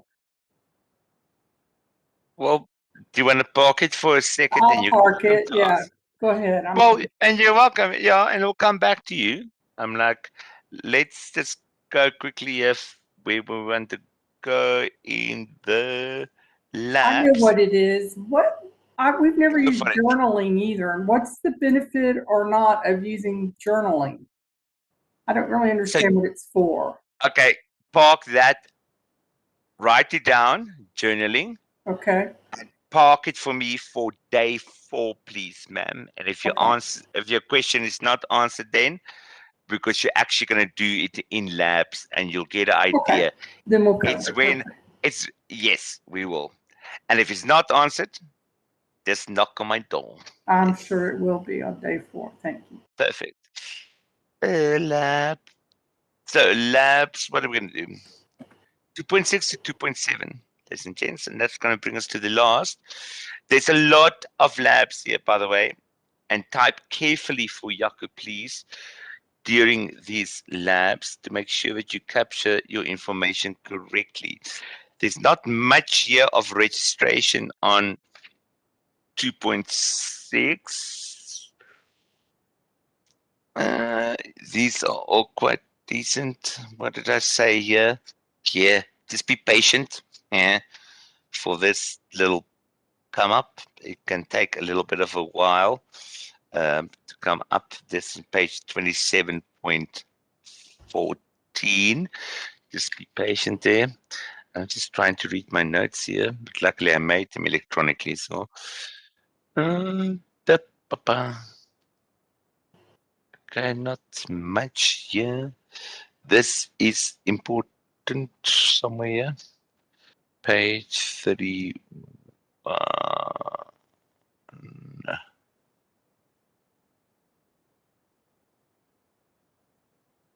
Yeah, you won't get this get to main message anymore, by the way. It's not relevant anymore. They finally fixed it.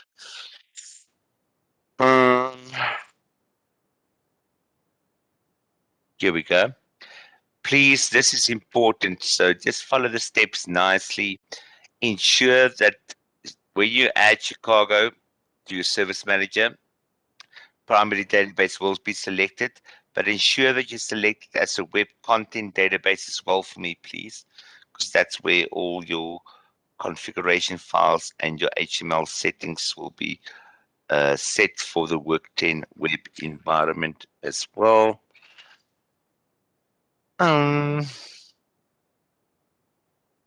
Just going through my notes here. It's fine. When you get to these, by the way, so when you create this variable. Take note, I mentioned this at training as well. We create this request CA bundle environment variable. Why? Because we use a self-signed certificate, right? So they mention it here, but people tend to miss it in the exam, right? And it kind of come up. So you should be able to even copy and paste from your, I'm not sure it's going to allow you to copy, but otherwise just navigate to it and paste your path in there, unless you're good on the keyboard and you can type it. But Yaku's not. I copy and I paste. Then when they tell you here to create or change the environment variables for temp in both user and in system, you're first going to have to create this directory. So you're going to create C temp worksite, right? And then you'll be able just to copy and paste that values in there. But you first have to go and create that directory. They don't give you explicit steps to do that. So just create the C temp worksite in there for yourself first, please. That's one thing that they have missed in life. Then you're going to come and you're going to do a whole bunch of lovely registry key changes for me, right?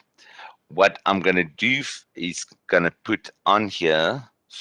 So just give me a sec. Let me turn my page. It's lab 26 to 27. Okay. So lab 2.6, starting page 26, right? To lab 2.7, and that's the end of page. Let me see.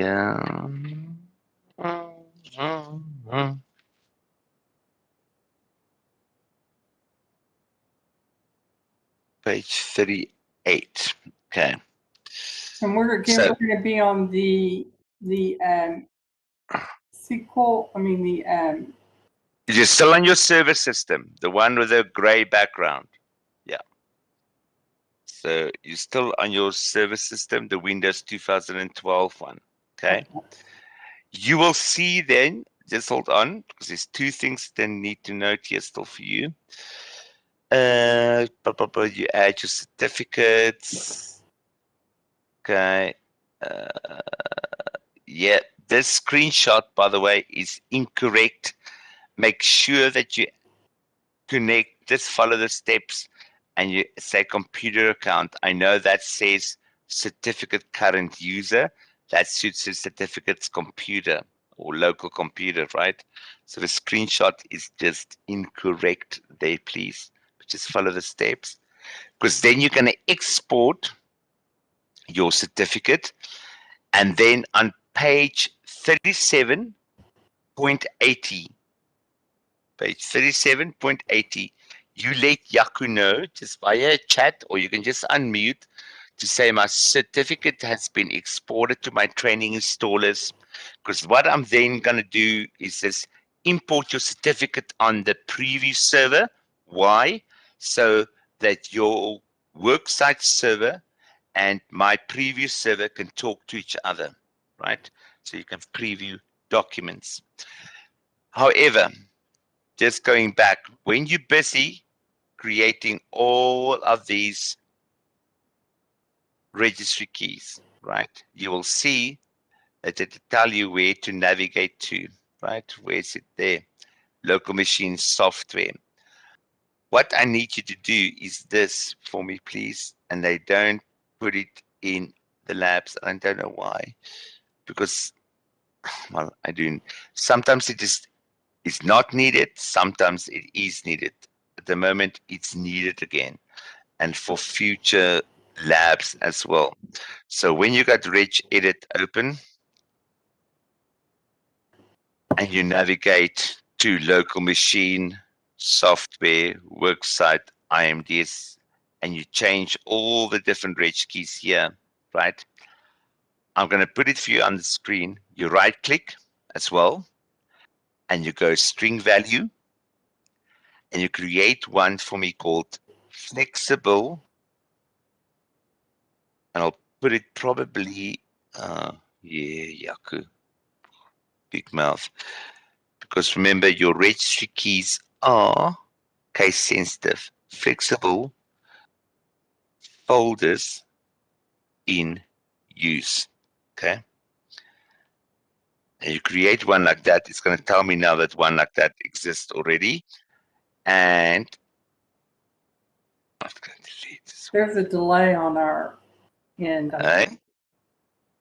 Yeah. So you There can it is. see, and you just set it to Y for me. Okay. What's there a delay? There's been a little bit of a delay sometimes, and for me apologies. anyway. I don't know about everybody else. Anyone else? How's the audio? Are we okay? The audio's been fine. Oh, it's just the screen that delays a bit. Okay. Okay, Yaku, so we're going to call it flexible folders, or we're going to call it flexible folders in use? Because that's when the It's screen came up. It's flexible folders in use, just like that. And I'm going to put it for you in a chat like this. Flexible. I took a screenshot. I've got it. Yeah, just I have a question. So what is the exactly flexible folder is doing? What is the key doing? I don't know. Yeah. So what is actually impact to UI? What happened? So what is flexible folder? I kind of You'll understand it on day 4, sir. okay. Gotcha. Got it. Park it. I'll remind you about it. Okay. Okay. On day 4, flexible folders allows you to insert folders from a workspace template into a current workspace. Okay. And if that is not set, then you get just that default new folder screen of like, so if flexible folders in use is set to be Y, you cannot just create any root folder. You can only insert folders based on workspace templates. Yes. But we'll look at it when we get to front end on day 4. Good question, sir. But just park them a little bit for me now, please. Cool. Any other questions? We good for now? I'm going to put this in any case here. And do we want to have, if you've been going for a while, do we want to have a quick 10-minute break, ladies and gents? Yes, please. Let's have an official little break. If not, why not? And as it's almost heading for midnight. Okay, who's speaking? Are we doing fancy dress? Let's do fancy dress. Everyone happy with fancy dress? Sure. That's good. We might as well. If not, why not, right? Said, oh, what do we have? Oh my God. Okay. There we go. Back in 10 minutes officially, and then we'll carry on with labs. And we're doing good on time because then I got a little bit, but these labs do tend to take a bit long. So let's see where we go. Thank you for your time and all your effort and your good questions so far. It's highly appreciated. Thank you.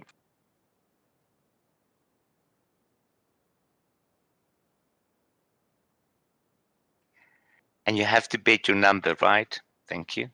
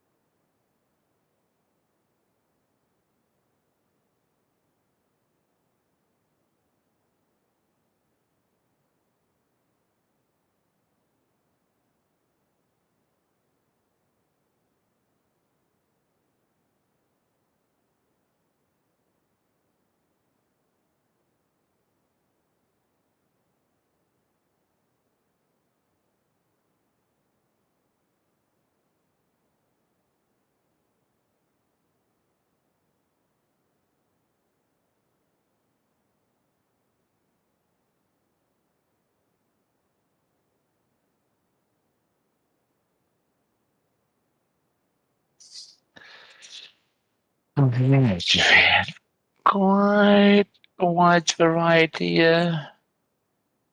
I think most of us went for clown.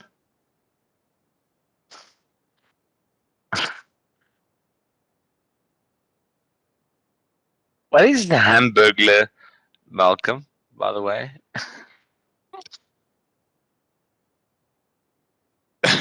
He reminds me of the was it McDonald's that came out with those characters Uh, a long time ago? So that's but it's not number 5, right? no, that was number 1. Okay. So none of us won. Oh, it's terrible. Okay. So, that's probably the last one for the day in any case. So here's the labs coming up. Lab 2.6, ladies and gents. You're still on your server system. Make sure you're on the one working with the gray background, right? We're all doing back-end server stuff now. So page 26 to page 38. And then just a reminder there to please create the string registry key for me as well. Of flexible folders in use. I did put the text in the chat for you as well if you want to copy it from there as well. I'm around if you need any assistance. Otherwise, just let me know when you're done in the chat. I'll put that on the screen as well shortly as well. Thank you.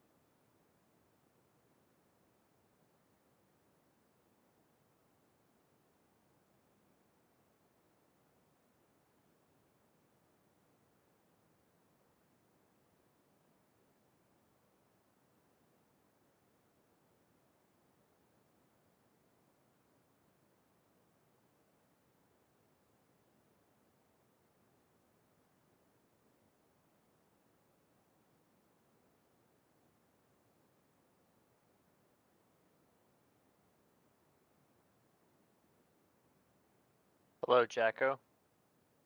Do we need to let you know for step 80 for the one we configure or export our certificate for the preview server? Oh, sure. You ready? Yes. Cool. What's your machine number? 01. Oh, one. Let me import that quickly for you.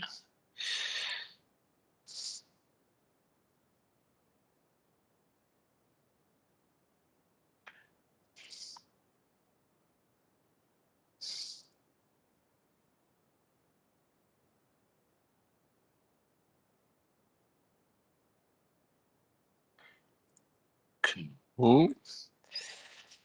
Give me a second. And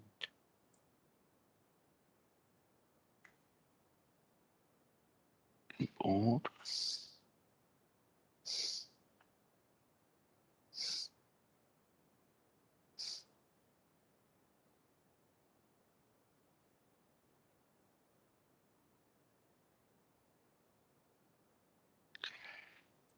It is done and dusted. Thank you. Oh, thank you. Yep, you can carry on, sub. Thank you.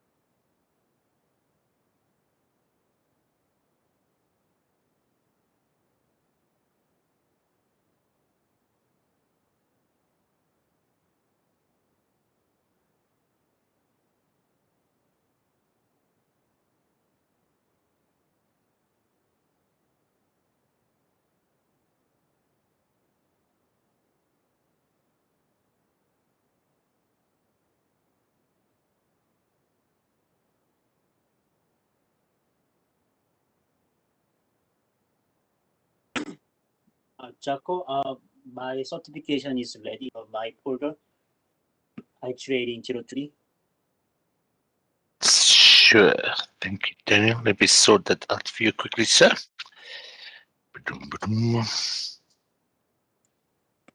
I hate it when this thing does it. Hold on.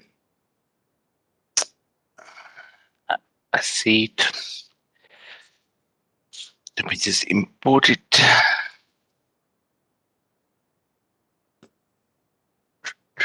Come on.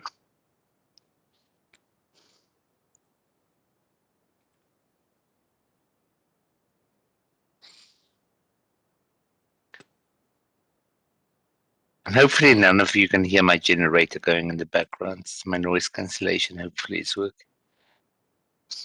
I can hear that. Huh? Can you hear the generator? Your certificate, sir. Let's see if it looks good. iTerrain 03. iTerrain. Yep, it's imported. It's all good. Okay. Thank you. Thank you. Mr. Wyatt, I see you are done. Just gonna give a few more minutes for everyone as well.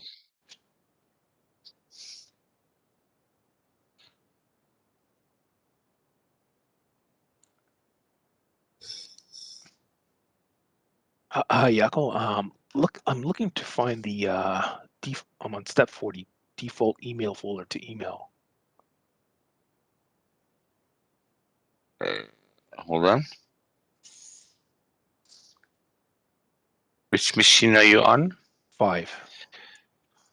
Number 5. Malcolm, let me come and help and jump on. So if you don't mind, because it makes life much easier if you can share screen. There you go.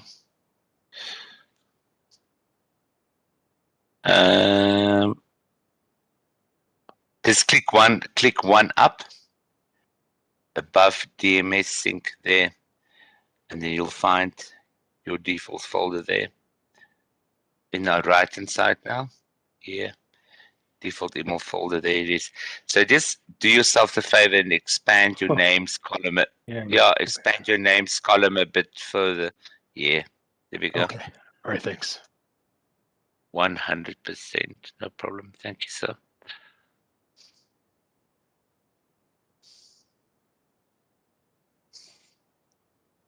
I've disconnected.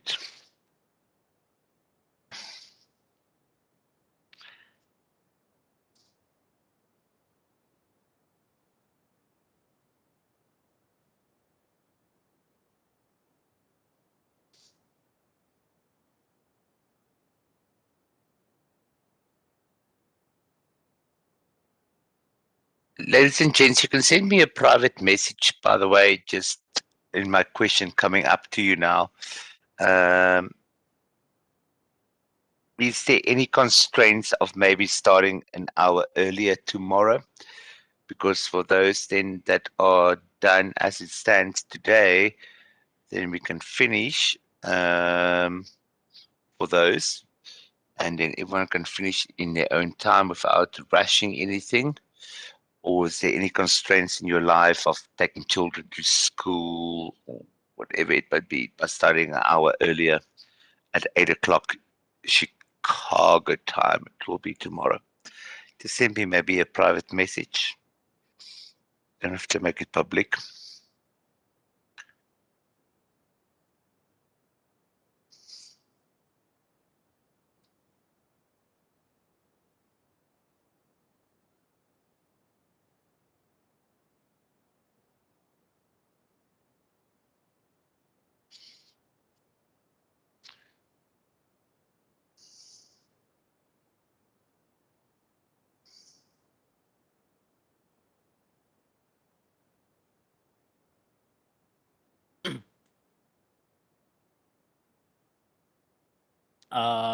Jaco, Yes. I'm sharing my screen, and looks like I have some problem. Okay, hold on. I'll come to your machine. Oh, are you going to share? Okay, cool. Go for So it. looks like I just start the worksite server, and then this error comes in. To be very honest, I will rather come onto your machine, sir, because I actually cannot see. Just give me a second. Sure.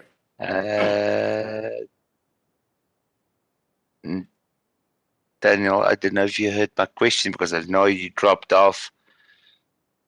If you can send me a private message if you're comfortable starting maybe an hour earlier, then everyone Tomorrow? can finish. An hour earlier tomorrow, then everyone can finish from the labs for the day. Hold on. Did you stop all the services? Yeah. Hold on. Why can't I?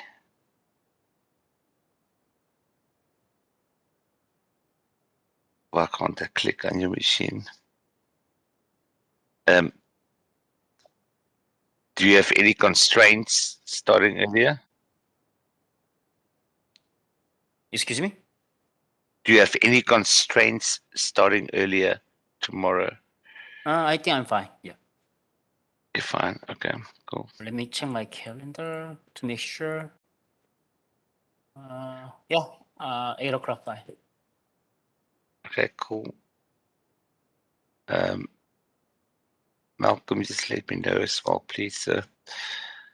Because if not everyone can. I'm just trying to connect to your machine here, Daniel, but I can't. Doesn't want to even click. No. Control sharing. Yeah, can I click now? Oh, wow.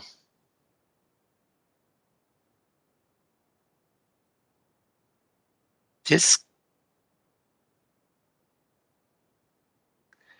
go for me, click for me on services behind there, please. Service? Services. You can see your services window behind yeah. it. No, Yeah, the sure. Windows services. Okay, go for me to IIS. IIS. This one disabled. It's disabled, stop here, and then simple is stopped. Okay, then I would recommend that you restart your machine and see if it starts up. Okay, so I can restart from Yes. here, right? Yeah, restart. Close all of those and just restart, and let's have a look then what the drama is thereafter. I'll Okay. come and help you now shortly. Let me just check my messages here, because then if we agree all on that.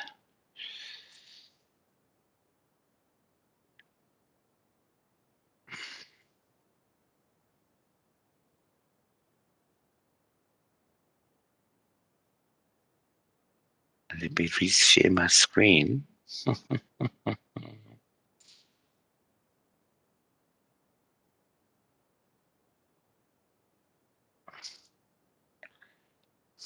Cool. Okay. So everybody is good to starting. Okay, so I'll reschedule it. So yeah, if you are done for the day, that's where we're going to end. We will start with module 2 review questions as tomorrow. And then there's labs just of starting testing the system in module 3 for tomorrow. So if you're done for the day, thank you kindly for all your hard work. You survived day 1 with Yaku. Whoop whoop. You only got 4 more to go. Whoop whoop. Yeah, hopefully you will survive them. And then you guys call it Thirsty Thursdays, I think, in America. So that's coming up at least for you as well. You can drown your sorrows that you've been stuck with Yaku for a week. Thank you for your kind understanding of my power outages. and everything. But I hope so far you've enjoyed day one and it was worth your while, time and effort. But I'm here until everyone finishes in any case. But we'll chat otherwise tomorrow. Thank you. Thank you very much. Thank you. It's my Great day. pleasure. I'm here until everyone finishes and need any of my assistance further.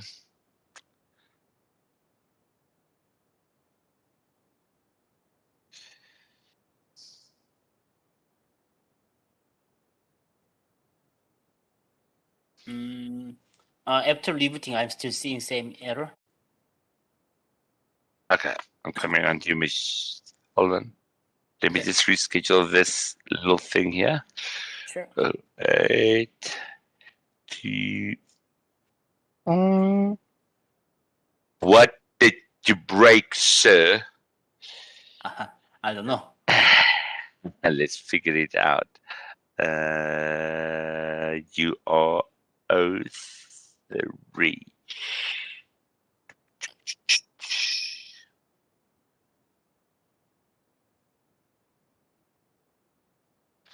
And you restarted, right? And then logged Yep, in. I did. Yep, I did. Okay. Okay, cool. Let's go and see what's going on. What's the drama? Hopefully, I can just click on your machine now. I'm like, what's this? I don't understand why I can't share the screen with you.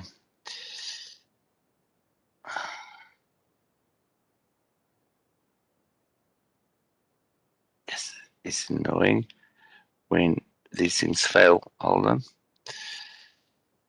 I'm going to disconnect. And let me close this.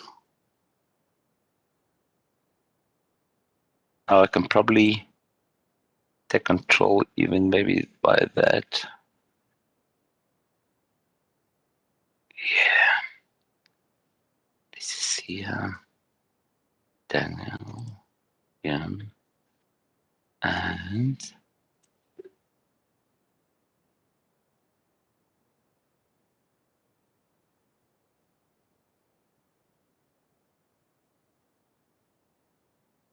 let me connect and take control maybe as a different option because the share control doesn't seem to be working. Yeah, okay.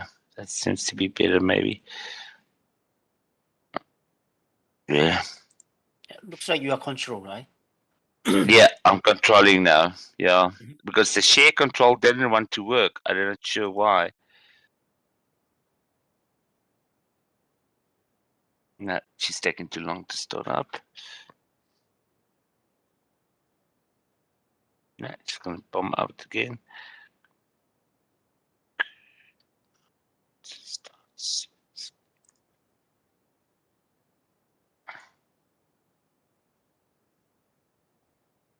Let me just zoom in here.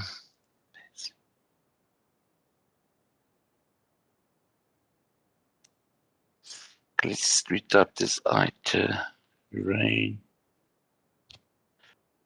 / student admin, and that looks like admin, so I'm not sure what the drama is here. Because the service can't start. Let's see. No, it's taking too long.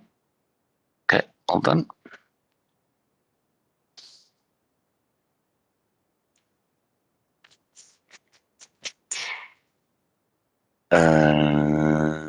Just closer. Let's go and do a bit of troubleshooting. We gotta go to C. Oh, program files. Finally, my electricity came back on. But never mind. Autonomy. Yeah, autonomy. Did you do the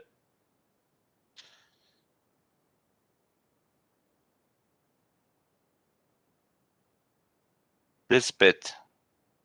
Did you Yeah. I did. uninstall? Did you?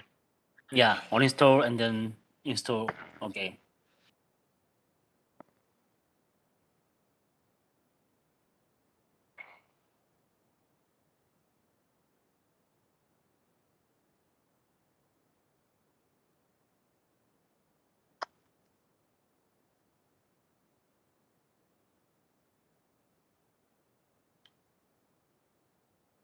What?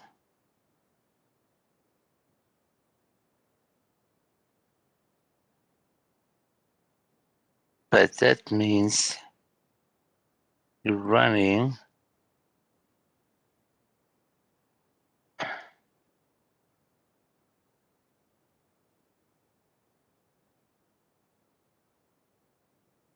No. Hold on. I'm not sure. Hold on. Let's do this. Okay.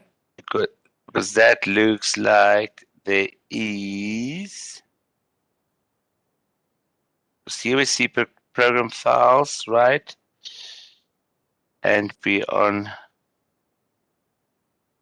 So let's add them.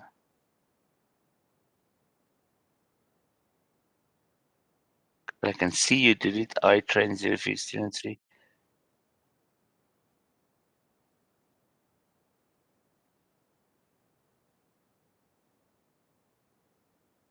Because that error you usually get if it's thinking it's still a 32-bit, right? Mm-hmm. It's not, but it's bizarre. There. And then let's add the requesting services. Yeah, that looks fine. Let's add it again, student. I can see that you did it, but this is very funny. Unless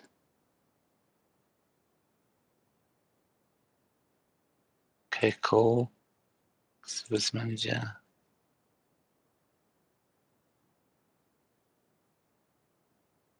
No. There's still something funny here.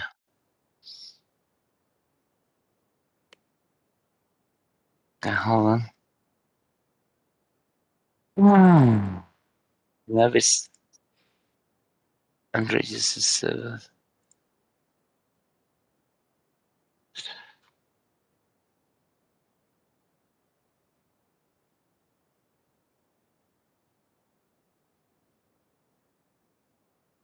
Boom, boom, boom, boom.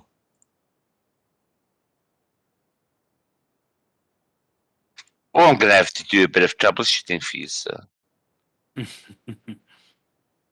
And I'll do it with pleasure, but I'm like, yeah, for your worksite logs not to even want to show, it means something is seriously wrong. Let me see if I made a mistake anywhere. iTerrain 03. Oh, and let's go and check this out. Hold on.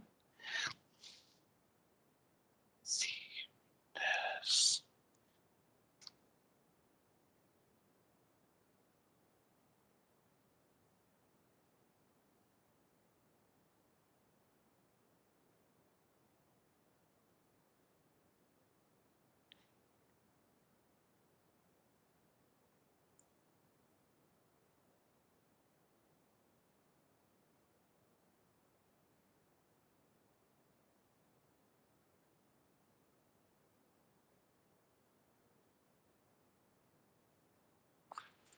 Yeah, that looks perfectly right.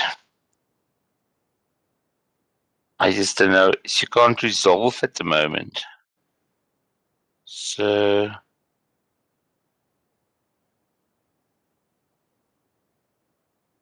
this training environment is very interesting, right?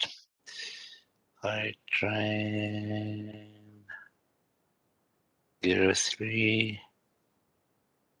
So normal, your troubles You won't have a normal life you get in this trading environment.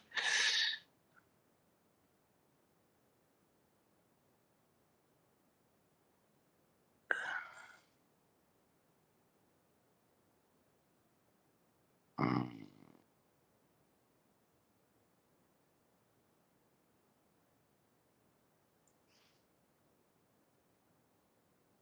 This one.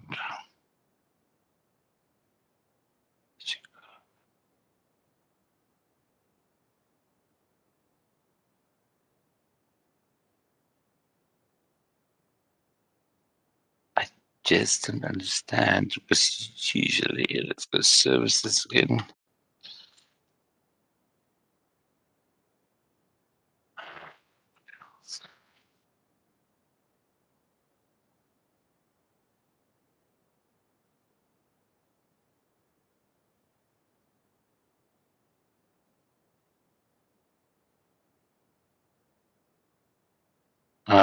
This dude, World Wide Web.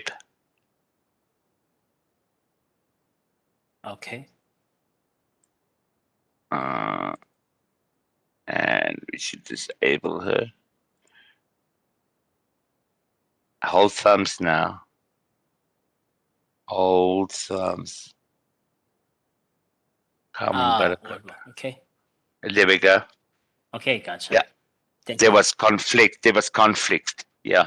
So Mhm. those three services, IIS, Simple Mail Transfer Protocol, and World Wide Web, they have to be disabled. Otherwise, your Apache doesn't want to start up. Yeah. Okay, gotcha. But that was a good troubleshooting, though. Thank you. You're welcome, sir. You're welcome. Thank you, Mr. White. I don't think you're even online anymore. But thank you. We'll talk to everybody tomorrow. I'm still Okay. here for anyone who needs help. So please do not feel rushed or anything. When we got to the certificates area, what were we supposed to let you know? Step 80 when we get to that point?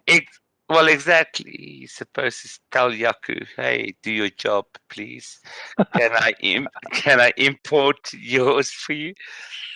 You have 5, right? Oh yeah, I'm fine. I'm just about to hit. I'm at the import stage. Click on open. Are you gonna import first? Okay, yeah. So only Yeah, I'm when you importing. get to your, okay, that's fine. I train, but you're 0.5, eh? In any Yeah, case. 0.5. Lisa, you've been very quiet, ma'am. Are you surviving? I'm just concentrating real hard while listening to some old time music in the background. That's awesome. As long as you're surviving, that's good. Yeah, I'm almost done. I'm just Have you just exported your being very certificate yet? methodical. I'm okay. I'm Have you- almost done. I'm on page 36. I'm in the certificate stuff. Okay, so you're almost there of I'm almost exporting done. it. Yeah, that's perfect.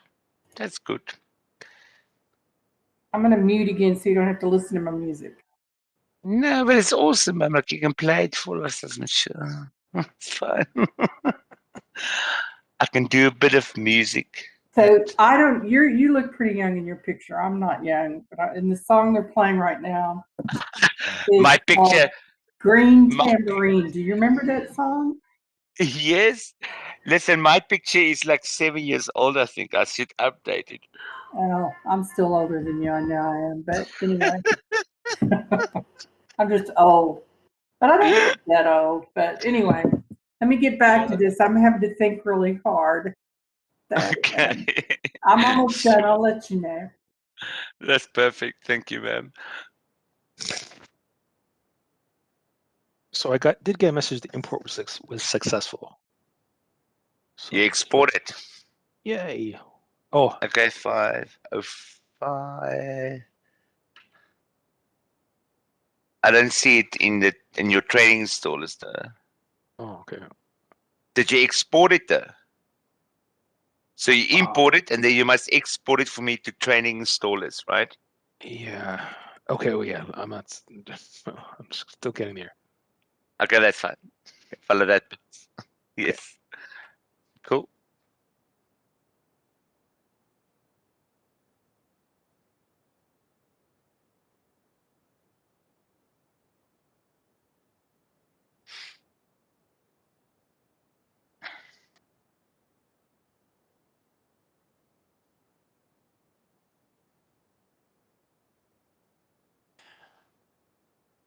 Okay.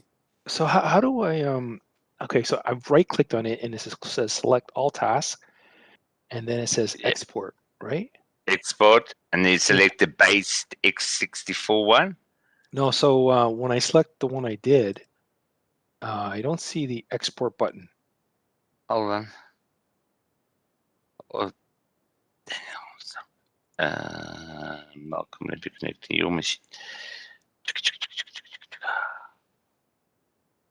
So Jaco, so I'm good to leave now, right?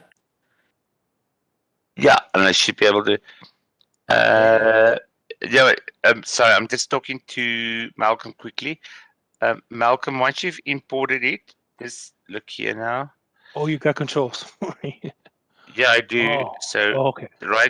right click, Export. export, Okay. and we do the base 64, and we browse, and we put it under. I hope you don't mind me driving. No, that's fine. Yeah, it's not like you're missing anything in life. iTerrain 05 cert.